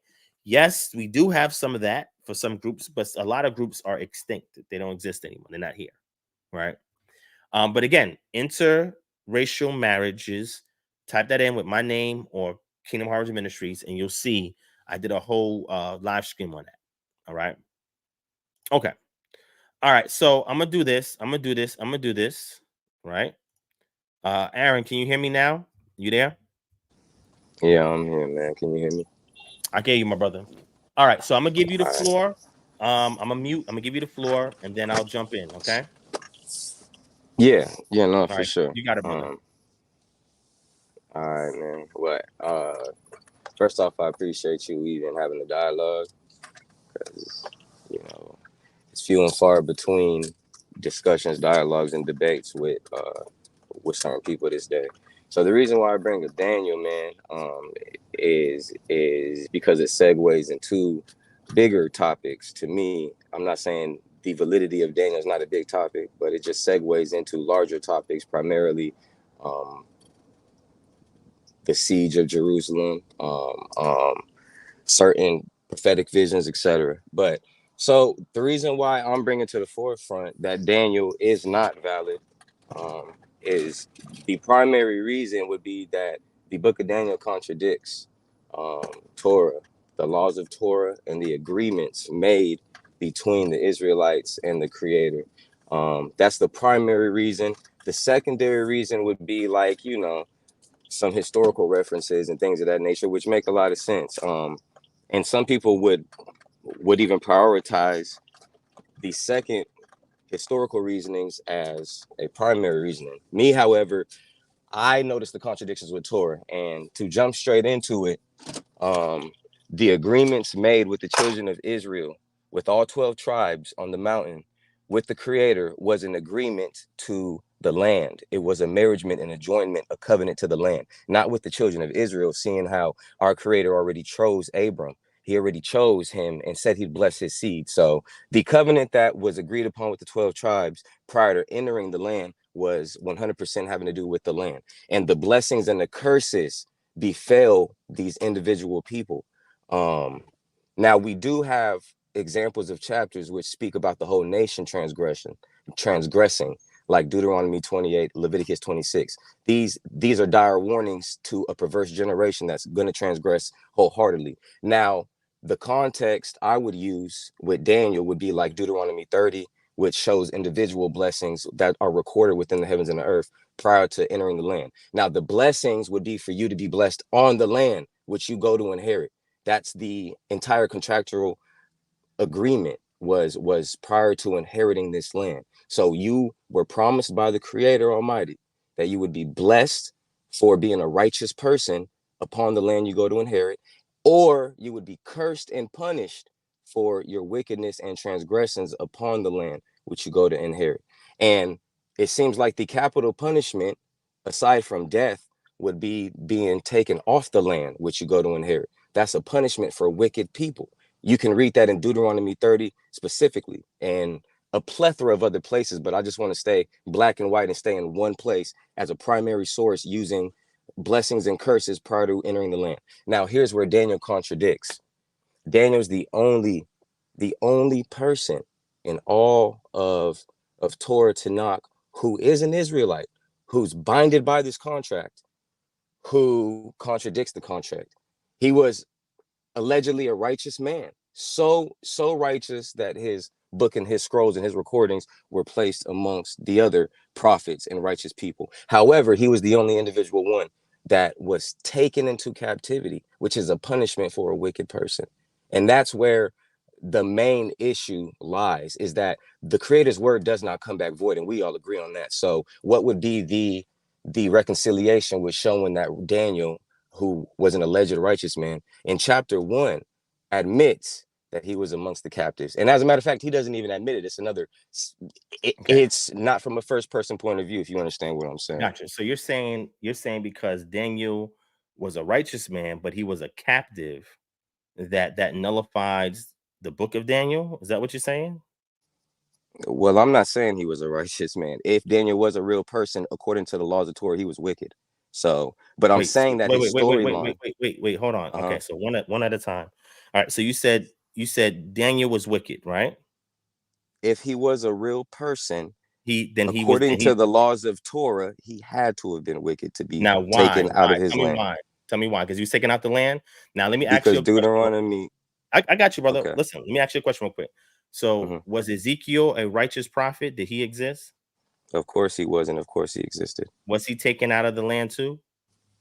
No, brother. He was sent to go be a prophet. Wait. Brother, do you mind if I finish my answer? You said he wait. I just wanted a yes or no, and then we can have a conversation, right? No, he was not taken out of the land. No, I got you. So let me just read Ezekiel chapter 1 for you. All right, let me share it on the screen. Of course. All right, Ezekiel chapter 1. Okay. All right. It says, in the 13th year, in the 4th month, on the 5th day of the month, as I was among the exiles by the Chebar Canal, the heavens were open, and I saw the visions of God. Now, if you keep reading in verse 3, it says, the word of the Lord came to Ezekiel, the priest, the son of Buzi, in the land of the Chaldeans by the Chebar Canal, and the hand of the Lord was upon him there. Why was Ezekiel taken into exile out of the land of Israel? If you allow me to answer, brother, if you just allow me to answer, you inserted the word taken there. You're affirming that he was taken. No. Do you see the word taken in that scripture you just read, brother? So that we're both on the same page. I don't want to put words in your mouth, and I also don't want to interject words into the Holy Scriptures. Yeah, he was among the exiles. Okay. So all right, how did they get exiled? So Ezekiel was amongst the exiles. We understand that. Now chapter 1 also goes into chapter 2, 3, 4, etc. Chapter 3, brother, shows that Ezekiel was lifted up and taken to be amongst, and what actually he was called He was called to be a watchman and a prophet to the exiles, and he was taken up and sent there. That's a difference between being taken by your enemies out of your land and taken prisoner, as Daniel allegedly was. So Ezekiel, brother, in chapter 3 and also in other chapters, as a matter of fact, there's a chapter, and I'm going to go look for it, but I'm kind of scared to leave this StreamYard and go on my Bible app because I might lose connection, brother. If you have a place that you want me to go to, I can go there with you, right? But what Okay, I'm trying to show you, what I'm trying to show you was there were 2 sieges on Jerusalem by the Babylonians, one in 597 BCE, one in 587 BCE. Ezekiel was taken amongst, those going captive by the Ketubah Canal. The reason why they were settled there along the river is because they was given land grants to work the land, right? Through irrigation and other means. Ezekiel was dated around in between about 3.5 years before we get to 587 BCE. Hence what you see in Ezekiel 4, him being told to lie on his side for X amount of days, because that expresses the amount of years it would take, not years, days it would take before the last siege in 587 occurred. So he was taken along with it. There'd be no need for him to be in exile or in captivity if he wasn't taken there. He would still be in the land. So when you see the Ketubah Canal and you look at it historically, the Israelites that were taken there were all taken by the Babylonians and brought there. The spirit didn't pick him up by his head and say, hey, I'm going to drop you right here by these exiles. But he's told to face towards Jerusalem, which means he's not in Jerusalem. And he is told to prophesy against it. Yes? Yes, he is, brother. But okay, got it. The canonical Bible is not in chronological order, as we all know. Would you agree with that? Yeah, I agree with that. It's an anthology. Okay, so of course. So using the context of Ezekiel, chapter 1 speaks on him being amongst the captives. But if you backtrack, or not backtrack, if you read ahead into chapter 3, that clearly precedes Ezekiel being amongst the captives in chapter 1. It shows his calling and shows him being sent, and it also shows him being in Jerusalem, where the Creator was revealing to him that he was a watchman prior to being sent to Babylon, which proves he was still in Jerusalem, like Jeremiah was still in Jerusalem, like the humble of the land were still in Jerusalem. The righteous people stay in Jerusalem according to the Torah law, not me. I'm not trying to come here with what I believe or assume. And also, brother, I would say it's an assumption to say Ezekiel was taken when 2 Chronicles 36 shows the Levites that were taken, and even says that they defiled the temple. And also Jeremiah, I'm not sure if it's 40 or 42, literally mentions Sophonius, the doorkeepers, and whoever else were the Levites at the time. Now, Ezekiel was a Levite, right? He was Buzi's son. No. He was a Levite. So he wasn't mentioned at all, brother. I'm not going to say yes to that. I'm not going to say yes to that because the text doesn't say that he was a Levite. No, but it does, brother. Well, no, okay, I'm sorry. The son of Buzi. We don't know if he was a Levite. You know, there was other priests in the land. What would that imply? What I'm saying is there were other priests in the land besides the Levites. You're aware of that, especially in the north. You're aware of that, right? Okay. Yeah, so what I'm saying is we can assume, right, that he was a Levite, right, because of who he's going to speak to. But remember, his prophecy was against the north and the south. That's who he prophesied against. You see that, right? So I think what you're saying was he was not taken into captivity by the Babylonians, right? That he was still in the land, but then he was sent to the exiles. That's what you're saying? That was his entire calling. Yes, brother. He was sent. He was sent. He was called by the Creator. He was sent. There's literally, and it's not my words. I'm about to actually, do you mind if I just bring the scripture out? I'm about to leave this right now. I'm going, please. Well, shoot, you ain't gonna let me know if you can't hear me, but I'm gonna see if you can still hear me. All right, brother. So, and I primarily study out the Septuagint, seeing how it renders different in certain places.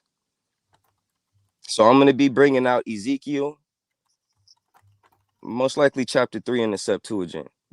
First and foremost, do you have any issues with the Septuagint rendering, brother?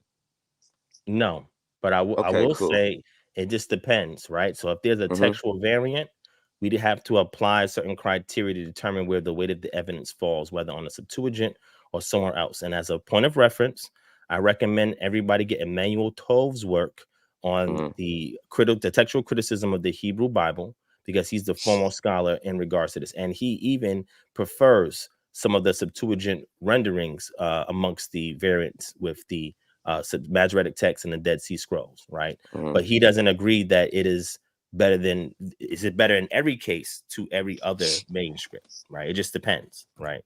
So, but go ahead. That's my position on the Septuagint. Okay. Well, well, I'm very glad that we agree on this, so that we can just jump into it. So, 1 second, man.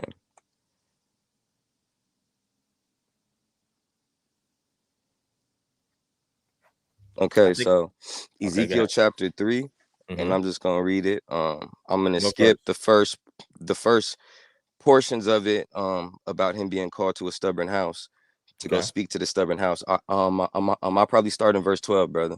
Okay, go ahead. Okay.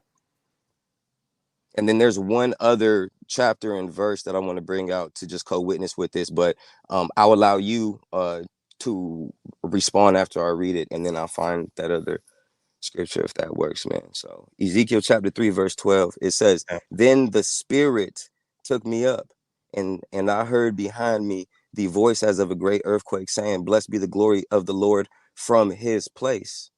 Verse 13, and I perceived the sound of the wings of the living creatures clapping one to the other, and the sound of the wheels was near them, and the sound of the earthquake. Verse 14, and the Spirit lifted me up and took me up, and I went in the impulse of my spirit, and the hand of the Lord was mighty upon me. Then I passed through the air.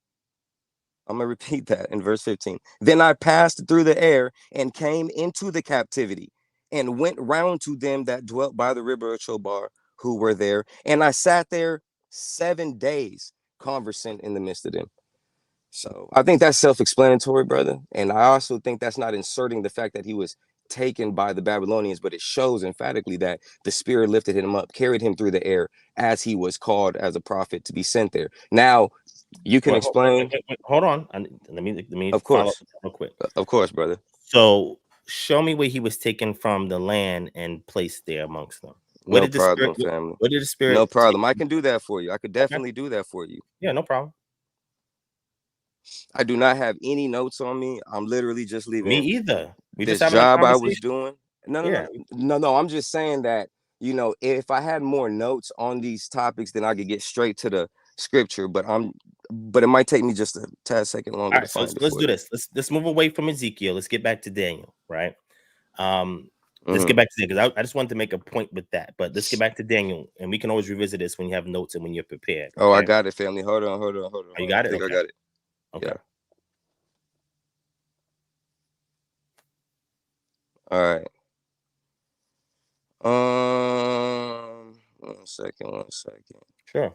Take your time. So I believe it's Ezekiel 10. It may or may not be, but this is definitely showing us more clues of where he was prior to being sent. So Ezekiel 10 in the Septuagint, the title is God's glory exits the temple. We only know of one temple, and we only know of one God's glory and where he would be residing at or speaking through. So would that temple be in Jerusalem, brother, or Babylonian? The temple of Jerusalem would be in Jerusalem. Well, okay.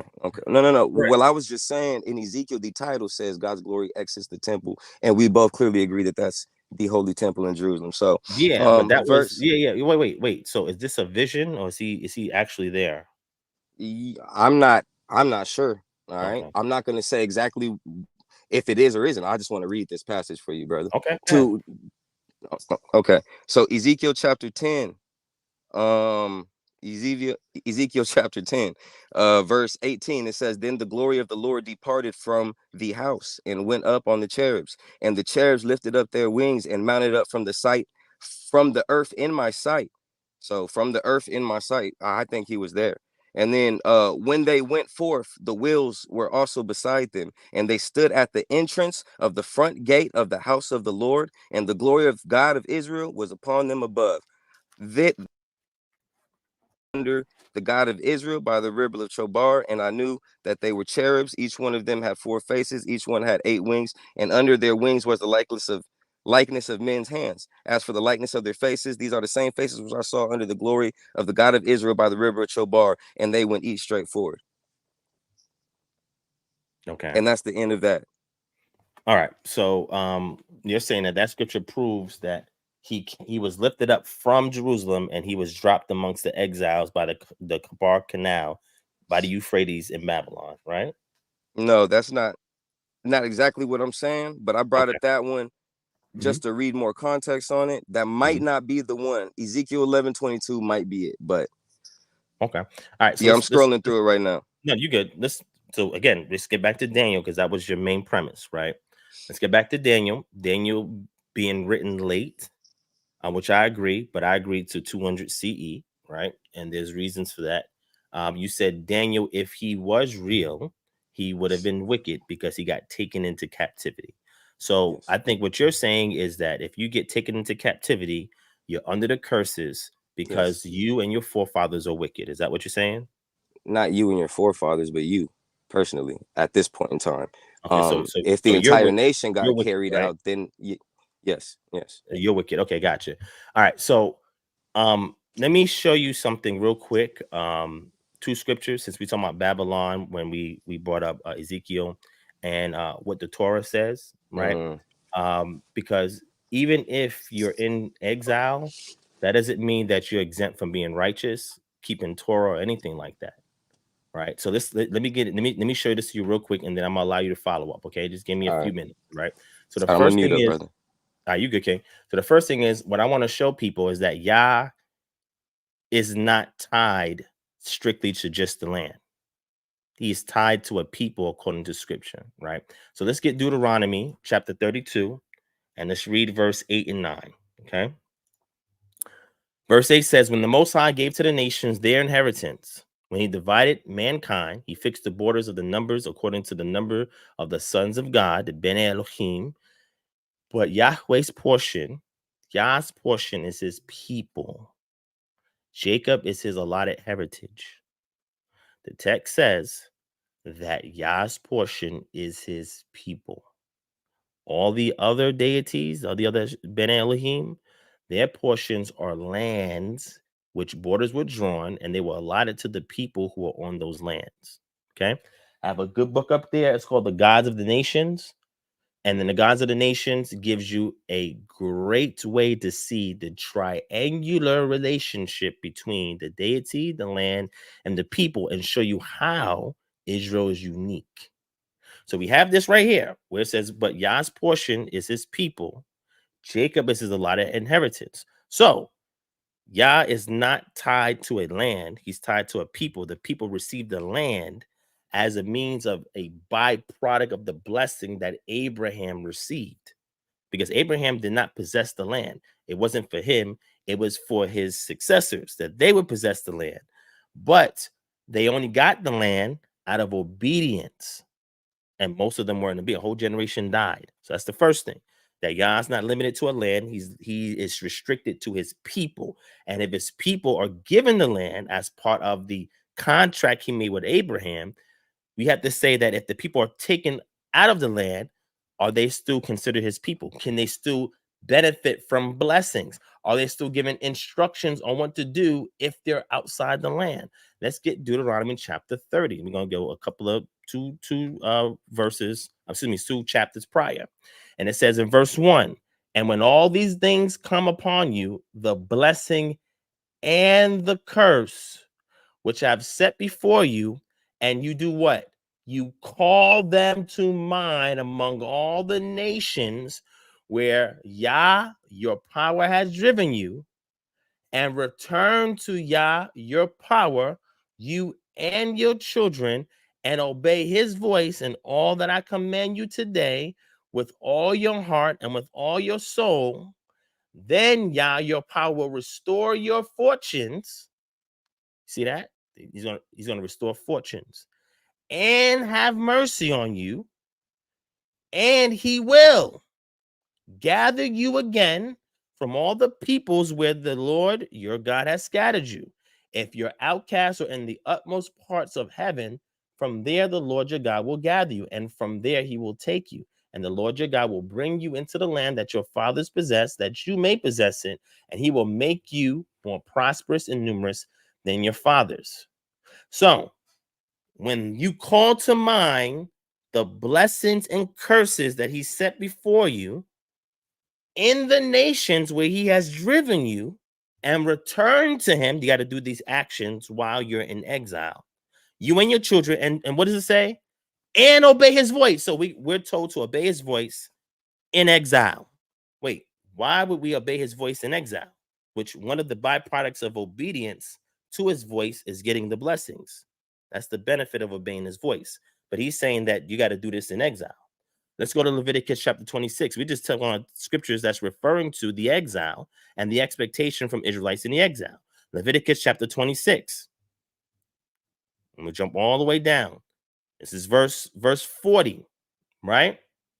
And it says, but if they confess their iniquity and the iniquity of their fathers and their treachery that they have committed against me, and also in walking contrary to me, so that I walked contrary to them and brought them into the land of their enemies, and land of their enemies is outside of Israel. It says, if they then, their uncircumcised heart is humbled, and watch this, and they make amends for their iniquity. Wait, make amends for their iniquity in exile? Wait, how could you make amends for your iniquity in exile and you wicked? You don't have a righteous bone in your body to even repent, to make amends. That term, make amends, goes back to restitution in Torah, the laws of restitution. You take something from me, you got to give it back to me plus interest. That's the laws of restitution. That's how you make amends. We are required in exile to make amends for our iniquity. How do you make amends for your iniquity? You have to be obedient to what you were commanded to do to make amends. That's how you do that. If then their uncircumcised heart is humbled and they make amends for iniquity, then I will remember my covenant with Jacob. I remember my covenant with Isaac, my covenant with Abraham, and I will remember the land. You see that the land is last. But the land shall be abandoned by them and enjoy Sabbaths while it lies desolate without them. And they shall make amends for their iniquity because they spurred, watch this, my rules, and they're so aboard. So the rules and statutes that they abandon, you make amends by being obedient to it. Because when you do that, that's how you turn. That's how you teshuvah. That's how you repent. When you go back and do the opposite of what you were doing that led you astray. Yet for all that, when they are in the land of their enemies, you see that? You have a work to do while you're in the land of your enemies. So if I'm turning from my iniquity by being obedient, and one of the benefits, well, not one, multitude of benefits from being obedient is Deuteronomy chapter 15 verses 28 verses 1 to 15, then you're enjoying those blessings while you're in captivity, because keeping the commandments is how you repent and how you amend for your iniquity while you're in the land of your ancestors. This is what the text is saying. He says, I will not spurn them, neither will I abhor them. You see that? Even in captivity, if you turn and make amends for your iniquity, Yah said he's not going to hate you, so he's going to destroy you and break the covenant. This is in captivity. We are a result of being taken into captivity. This is what the text is saying. So let me finish this off so I can let you say your part. So once we see this in Deuteronomy chapter 30, call to mind these blessings and curses, call them to mind and repent and turn away from them. Now you got to also do this, amend for your iniquity, by doing what? Keeping the rules and the statutes. And as a byproduct of being obedient to the rules and the statutes is the blessings. Now let's see if he continues to communicate to them while they're in captivity. Matter of fact, since we brought up Ezekiel, let's get Ezekiel chapter 11 real quick. Let's see what Yah says while the people was outside the land. What did he say that he was going to do amongst them while he's outside the land, right? This is what he says, Ezekiel chapter 11, and we're going to read verse 16. Therefore say, thus says the Lord God, though I remove them far off among the nations, and though I scattered them among the countries, yet I have been a sanctuary for them for a while in the countries where they're gone. Therefore, say, thus says the Lord, I will gather you from the peoples and assemble you out of the countries, and you have been scattered, and I will give you the land of Israel. So he's going to be a sanctuary amongst the people in exile. That means he's never abandoning the people, regardless if they're in the land or outside the land. He's not going to abandon them. He's going to be that sanctuary for them for a little while until he does that, until he calls them to return back to the land. Let me give you my last verse. This last verse right here is in Jeremiah. What is it? Jeremiah chapter 27 or 26. Where we going? Jeremiah chapter. Hold on.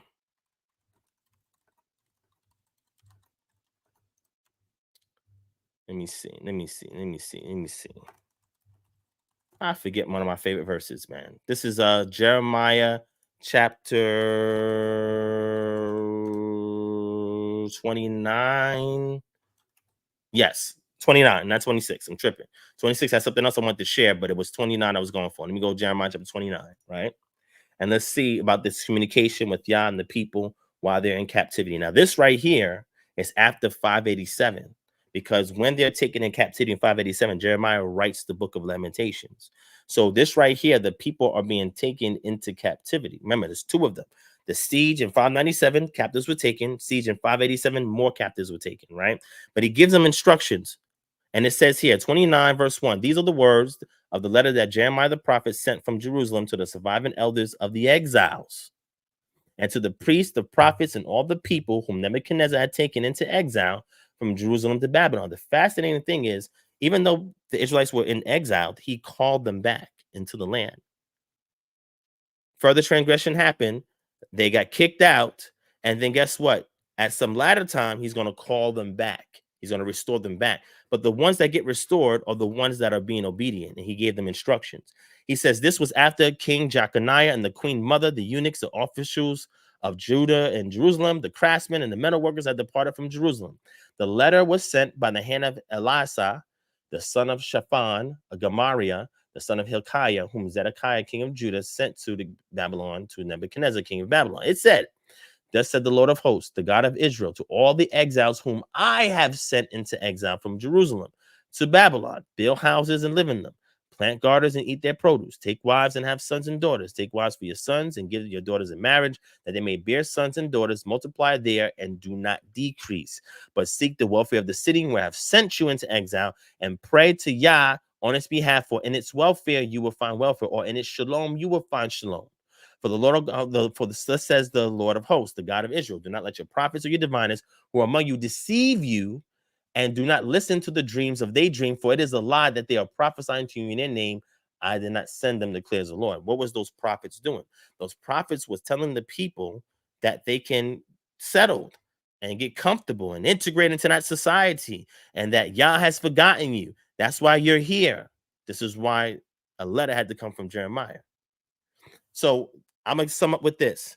Yah is tied to the people. The land is a byproduct of the obedience of the people, and the blessings is the byproduct of being obedient. The curses is the byproduct of being disobedient, as we see in Deuteronomy chapter 28.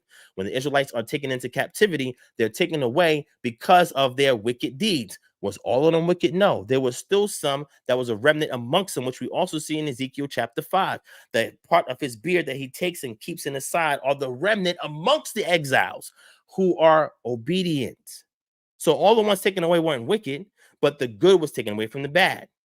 So in the process, he gives them instructions. Deuteronomy chapter 30.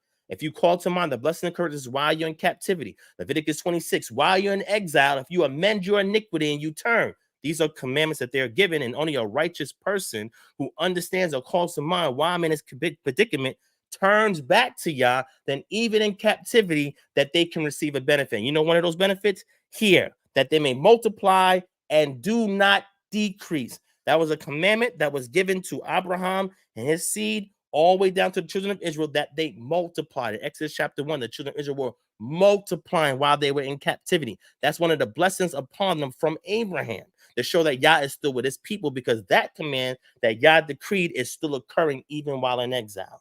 So that's why I land, my brother. You have the floor for the last remainder of the time. You got it, brother. Hey, first off, can you even hear me at this point? Yes, I can hear you, brother. Okay, thanks, fam. Am I clear? Yes, yeah, I can hear you clearly. It's a little lower than before, but I can still hear you. Okay, well, if it gets to a point where you can't, just let me know. I'll switch back over. So, to respond to everything that you said, man, I think that that first off, I'm happy that you brought out them beautiful scriptures, especially things like Leviticus 26, Deuteronomy 32. Those are beautiful, and those pertain to us. I think, and by us, I mean us today, descendants of the perverse generation that got utterly kicked out their land. I believe that context is getting mixed together. By that, I'm saying you're saying that, like Ezekiel 11 shows that he still covers his nation even though he sends them into exile. I agree with that, brother. Ezekiel was the watchman to go encourage his people that in 70 years y'all gonna be brought back, because we already know that Jeremiah prophesied 70 years. So we know our creator didn't utterly turn his face from us during those 70 years. If not, righteous people wouldn't have stayed in the land. We'd have got utterly kicked out and thrown into the lands like we are today. That didn't occur back then. He showed grace and mercy to them. So the context of using Ezekiel 11, even Deuteronomy 30, where you yourself read that when you call into remembrance these blessings and curses in the lands that you're scattered to, we understand that. So Deuteronomy 30 is applicable to them back then. Deuteronomy 30, I will emphatically state, is not applicable to us today. We can't, first and foremost, we don't even have a landmass or heritage or nationality to be keeping the majority of these laws, because they're binded to our land.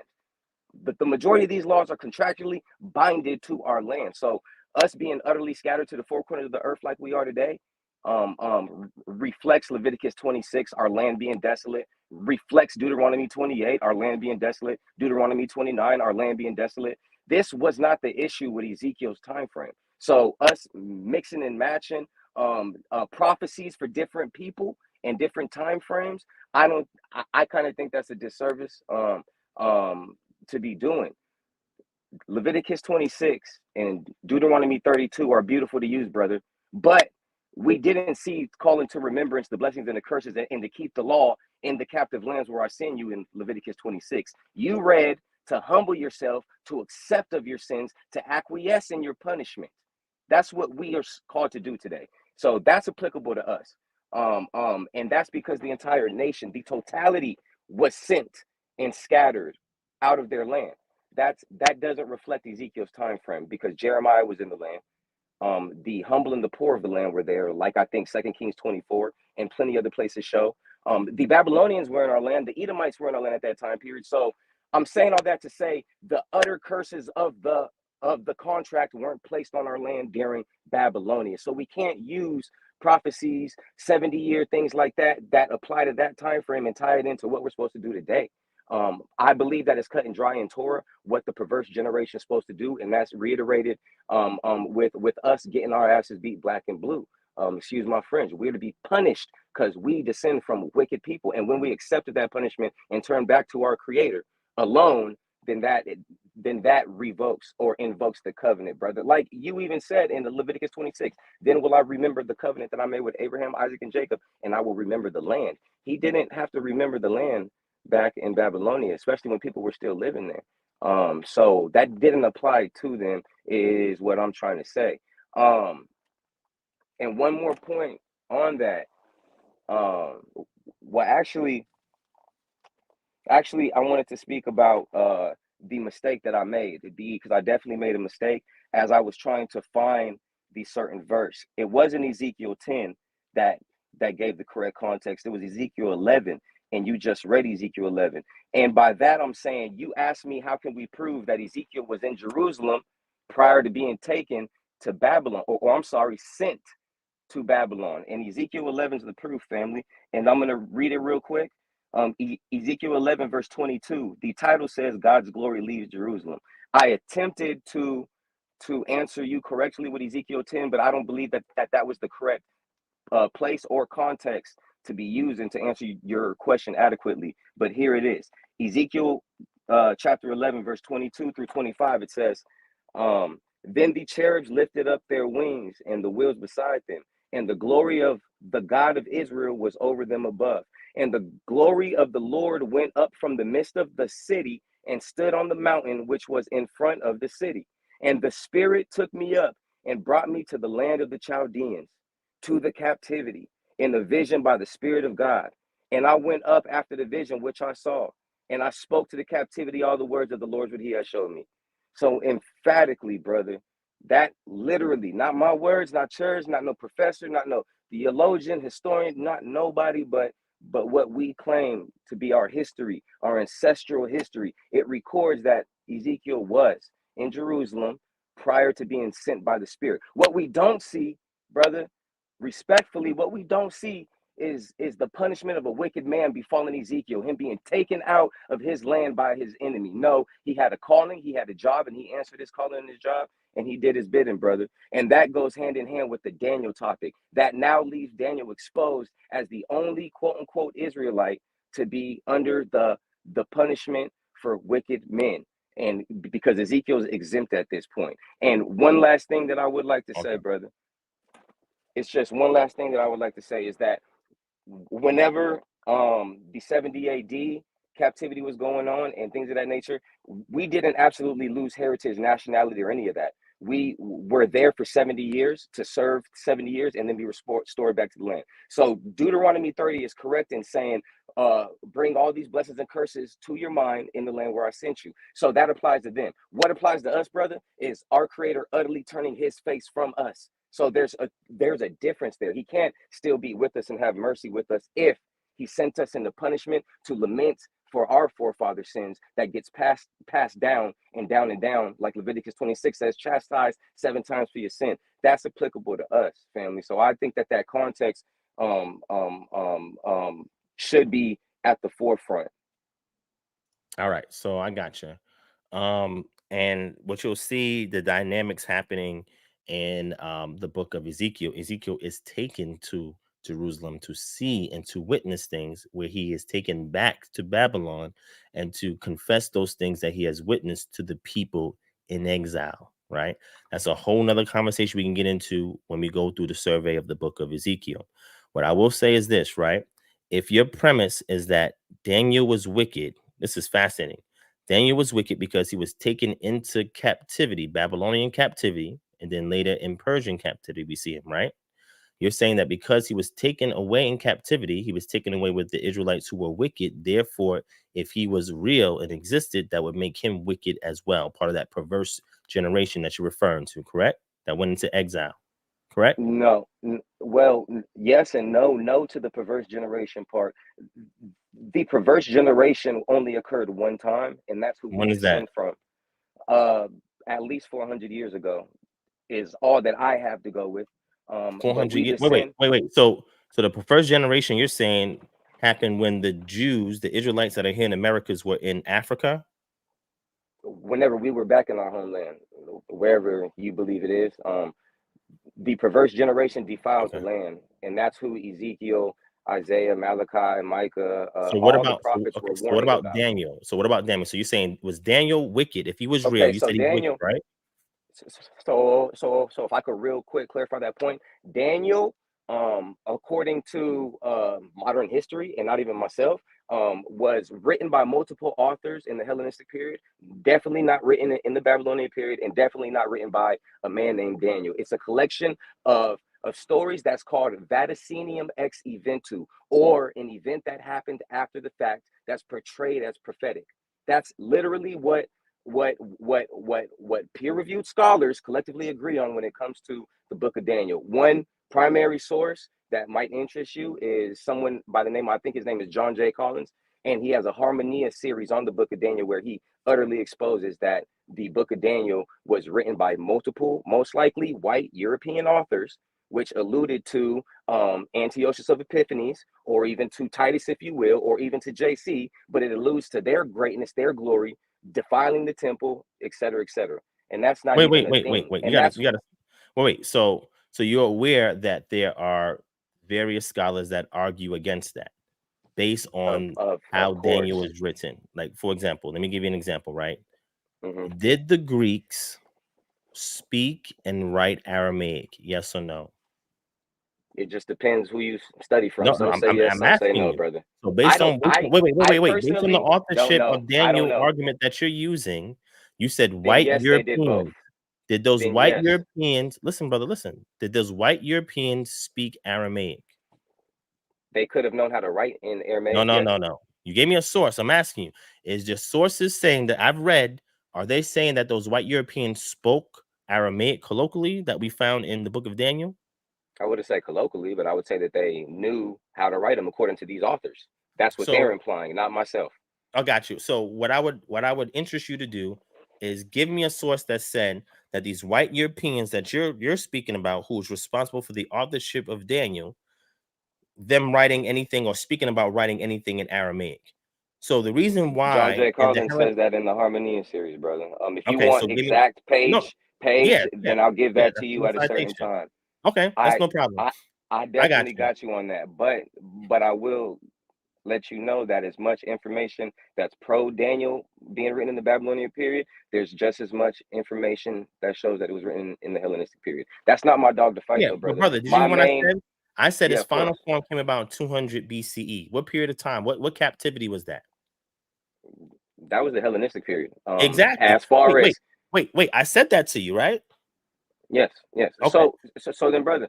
So if you believe that it was written in that time period, then that means that and you know that the book was written in Aramaic and in Hebrew, right? So then, if it's plausible that if it's written in the Hellenistic time period, that the Greeks who colonized and was going around doing that they had the scribes there that could translate it into the Aramaic and the Hebrew.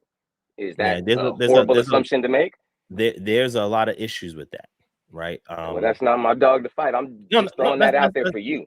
Listen. I understand, but if you're going to cite a source, it becomes your dog in the fight because that's what you're leaning on.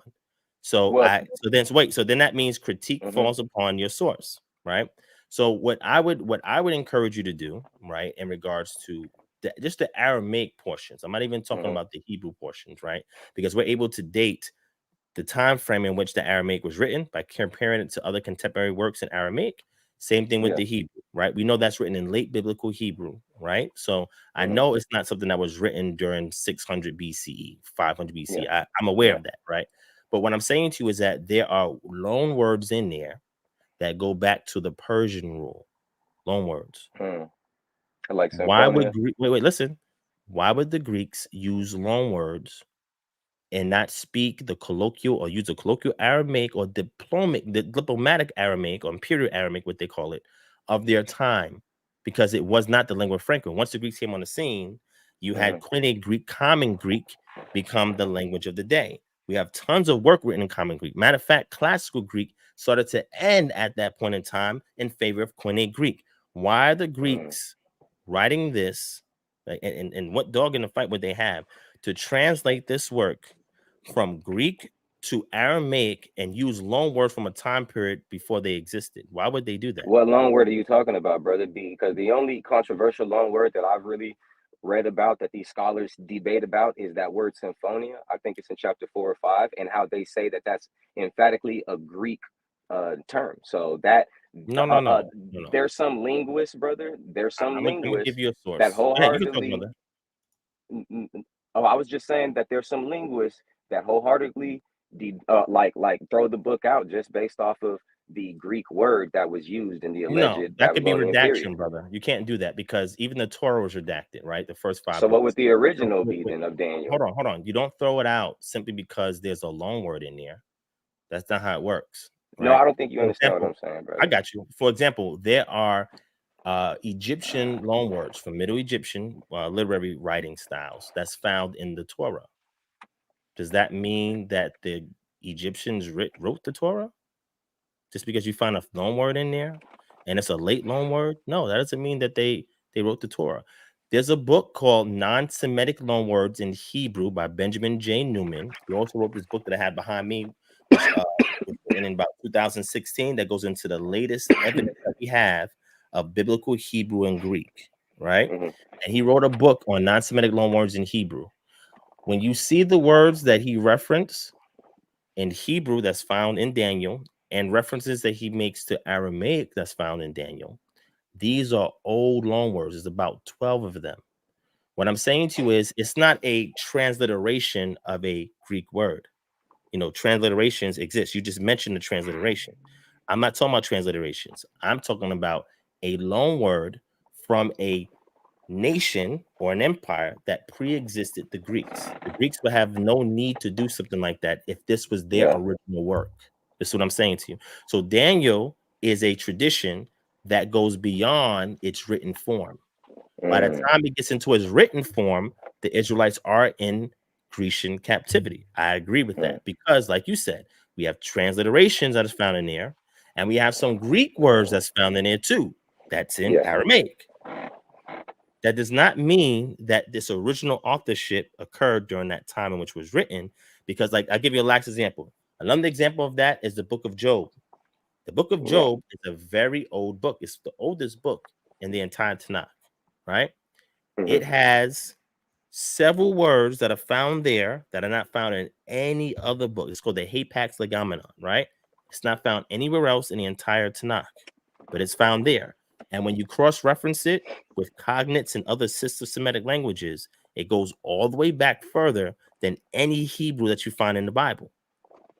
Now, by finding these words that are called archaisms that no longer exist or not even usage anymore in the book of Job, but then you find Hebrew in it back to about 8th century, 8th, 9th century BCE, it just goes to show that you have vestiges from an older tradition that is now being written down much later. That's what we have in the book of Daniel. Now, as far as the inscription to the book of Daniel, the text itself tells you who the author is. Now, whether we agree with that or not, call it a pseudonym, that's another conversation. But at least the author itself tells you what his name is. He tells you what his name is, right? And that's why it's attributed to him, because it tells you what his name is. But there were several contributions to that book, hence why we have it in both Hebrew and Aramaic. But let me ask you this last question in regards to that. Two questions real quick, and I'm gonna get off, right? The first question is, why is portions of it written in Hebrew and why are portions of it written in Aramaic? I would say that's a controversial issue with it. That's the only book I believe. Actually, I believe No, it's not the Nehemiah only might book. have a chapter Ezra that's is found in also Aramaic. has Aramaic in it. Jeremiah has a passage in Yeah, Aramaic in it. Ezekiel has a passage in Aramaic in it. But mostly you'll see it in Ezra. a passage. And it, yeah. And then mostly you'll Hey, find am it. I breaking up, brother? Because you're kind of breaking up on my end. Is it me or you? No, I don't know. You can ask the audience. Who's breaking up? Is anybody breaking up? Let us know. If I'm breaking up, I hit want to 1. say it's you. If Aaron is breaking up, hit 2.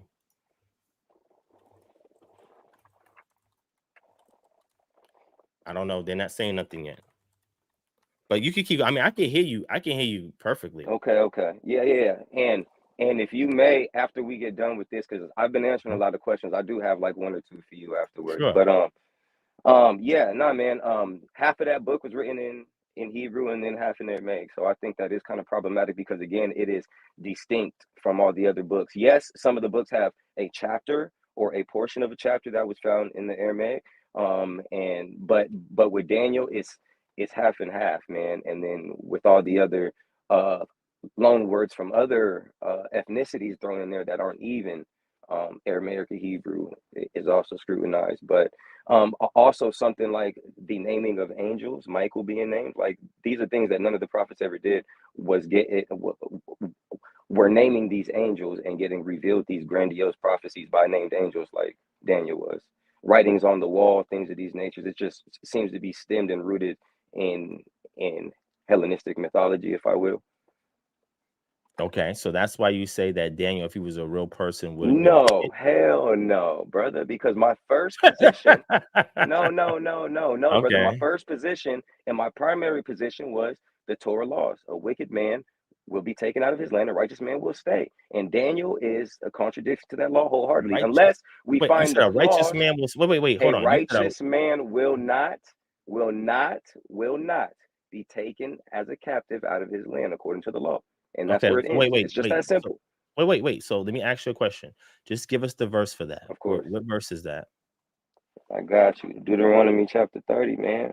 You were just on that, right? Yeah. So you're saying that a righteous Let me go man to will it. not be taken out the land, but a I wicked man. didn't say that. I'll read it. Wait. But so that means their children and grandchildren is exempt from that. Every man dies for his own sin. So that's what I'm asking you. So their Yes, children of and grandchildren are course. exempt Yes. from that. Okay. Yes. So when we And go to that's why, Ezekiel chapter hold on, 5, brother, real quick go though. ahead. Real quick. And that's why the descendants of the people that were sent into Babylonia for 70 years, that's why their descendants, Ezra, Nehemiah, Zerubbabel, all of them, were allowed and blessed to come back to the land because it didn't befall on them. Okay, wait, brother, I got you. I got you on that one. All right. Okay. So finish your point. You're gonna give me a scripture. Deuteronomy 30 is where we emphatically see the choice of life or death. Actually, Deuteronomy 30 in the Septuagint, starting with verse 11, the title is the choice of life or death. It's very lengthy, but I'll just get straight to the meat and potatoes of it. So, okay, I'll start with verse 15, man, and I'm gonna read fast because I'm just gonna read the whole clause so that it's not my words or yours. It's the law. So Deuteronomy 30, verse 15. Behold, I have set before thee this day life and death, good and evil. If thou wilt hearken to the commands of the Lord thy God, which I command thee this day, to love the Lord thy God, to walk in his ways, and to keep his ordinances and his judgments, then ye shall live and shall be many in number, and the Lord thy God shall bless thee in all the land into which thou goest to inherit. Verse 17. But if thy heart change, and thou wilt not hearken, and thou shalt go astray and worship other gods, and serve them. Let me read verse 17 again. But if thy heart change, and thou wilt not hearken, and thou shalt go astray, and worship other gods, and serve them, I declare to you this day that ye shall utterly perish, and ye shall by no means live long upon the land into which ye go over Jordan to inherit it. I call both heaven and earth to witness this day against you. I have set before you life and death, the blessing, the curse. Choose thou life, that thou and thy seed may live, to love the Lord thy God, to hearken to his voice, and to cleave to him. For this is thy life and the length of thy days, that thou should dwellest upon the land which the Lord sware to his fathers, Abraham, Isaac, and Jacob, to give to them. This is all binding on the land, brother. And if you serve other gods, like the wicked people were doing at the time of the Babylonian siege, you getting out of your land. You, and not just you, I'm sorry, it's not you that's doing this, but people are placing Daniel in the category, seeing how he fits the punishment for being taken out of the land which our people went to inherit. And he's explicitly the only individual. He's the only individual. And that's just the main issue with it. And then after that, brother, it gets so wait. Let me ask you a treacherous. question. I got you. Hold on. Who wrote Lamentations? Jeremiah. Where was he at when that was written? What do you mean, brother? Come on, man. This is what? What do you mean? Let me ask you the question again. Who wrote Lamentations? You said Jeremiah, right? Where was he at when he wrote that? What was he talking about? Jeremiah was in the land of Jerusalem at the time of him writing Lamentations. And he was talking about, here's what he was talking about, brother. The Babylonians came and seized the land. They burned the temple. They defiled the women. They took people out of the land. And Jeremiah witnessed this. And he wrote a book of Lamentations. And they took people out the land? That's what you said? Let me get more direct. They took the wicked people out of the land.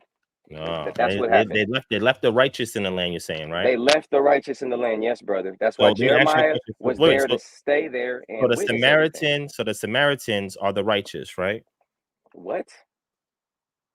You didn't hear what I said? People that were following the law at the time were the righteous, brother. It's that simple. So the Samaritans were left in the land, and when the Israelites came back, the Judeans. So the Judeans, when they returned back from their captivity, in Persian captivity via the Cyrus cylinder, which we have as evidence that he had allowed people to repatriate, right? Not specifically saying Israel, just in general, as a general policy. the Israelites faced opposition from individuals that were there in the land when they were building the city, the temple, and the walls. And Nehemiah chapter 1, verse 3, it talks about the remnant that survived captivity or asking for help.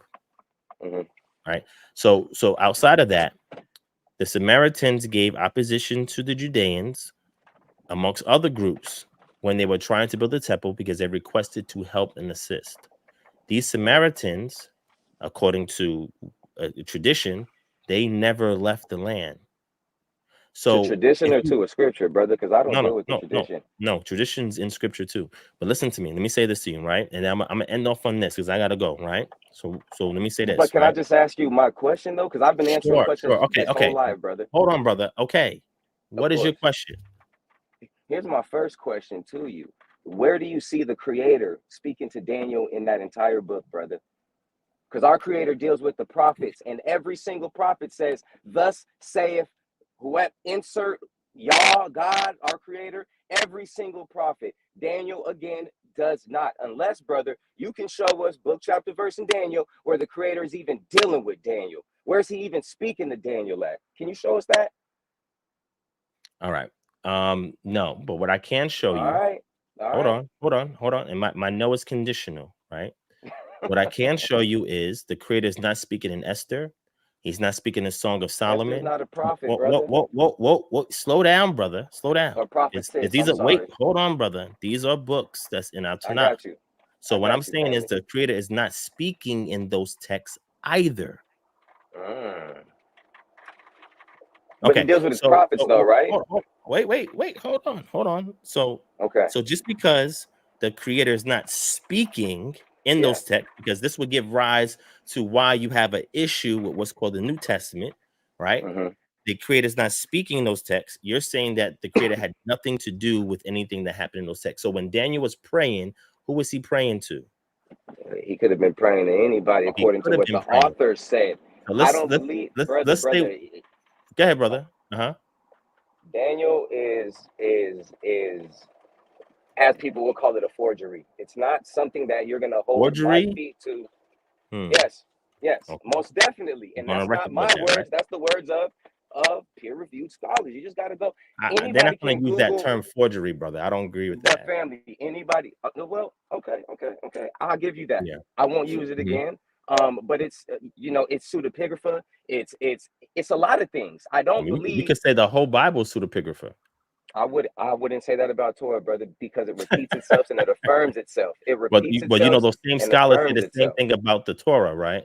But anyway, so go ahead. But here's the deal, though, family. You just admitted that, and we all know Daniel to be this great prophet. But we don't see the Creator talking to him. That means he's a one of one. He's the only alleged prophet, because every other prophet that I know, they speak, "Thus saith the Creator." Daniel's the only one that get revelations from some dude named Michael. So I'm just, hey man, I'm gonna put that out there. That's all I'm saying. Yeah, I got you. So let me end off with this last scripture, and I think this was a fascinating conversation. I'm glad that you do some research outside the Bible. I think I actually applaud that. And those are the kind of dialogues that I like to have. But I want you to read this last verse for me, and then we'll end off on this, and we can probably pick it up another time. Is that okay? Of course, man. Okay.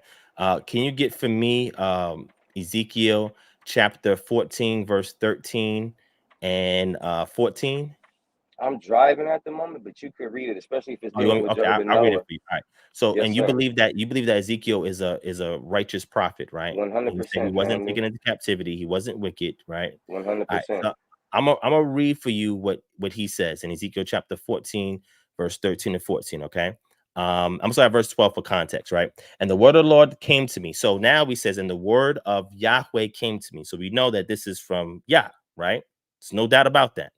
Verse 13, Son of man, when a land sins against me by acting faithlessly, and I stretch out my hand against it and break its supply of bread and send famine upon it and cut off from it man and beast, even if these three men, Noah, Daniel, and Job, were in it, they would deliver but their own lives by their righteousness, declares the Lord God.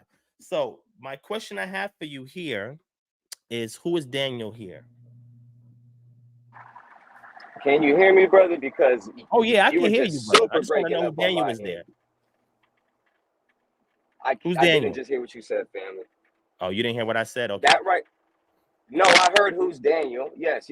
So I'm gonna answer it thoroughly. First and foremost, Daniel in that passage is mentioned with Noah and Job, two other non-Israelites that weren't under covenant. So that would make a reader believe that maybe he's a part of that. How What? can we prove that? That Daniel that's spoken of, brother, if you look into I got you, brother. if you look Okay. into rulers of antiquity, there's a hold on, family. You ain't gotta laugh at me because I didn't laugh brother, at I any know of what your you're talking about. non-responses You go during to my whole Ugaritic thing. text. It talks about an individual named That's Daniel, the brother. I'm Ugaritic fully Daniel. aware of that. That's the Ugaritic Daniel, brother. So hold on, you brother. asked me a question, and Brother, again, hold on, family, please. Can I just finish? Please, can I finish? You asked me a question, and once again, I'm 100% with directly answering your questions. You still ain't answered the primary one about wicked people getting taken out the land and where we see an exemption or a clause in the covenant. But however, brother, that's the I was gonna give you Ezekiel chapter 5, verses 1 to 5. We didn't even get there yet. To the part of his beard that is taken into his robe. So wait a second, brother. Wait a second. See, I'm not laughing at your wait. I have to. I hear you, but ludicrous, brother.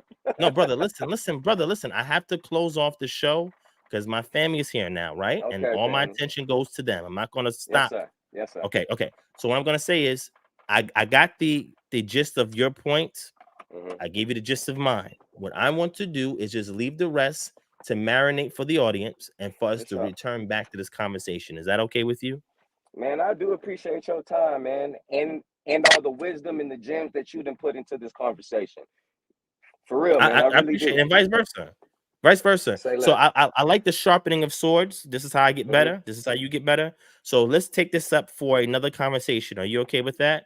I'm with that, man. I would definitely see you. Email me. You have my email, kingdomharbinger@gmail.com. Email me. We'll set something up, okay? I do now, family. So I appreciate you and the time, man. I'm going to holler at you now. You have a blessed evening. You too, King. And I want to say to you, peace and shalom on that. My family's coming through. I love y'all. We'll speak again.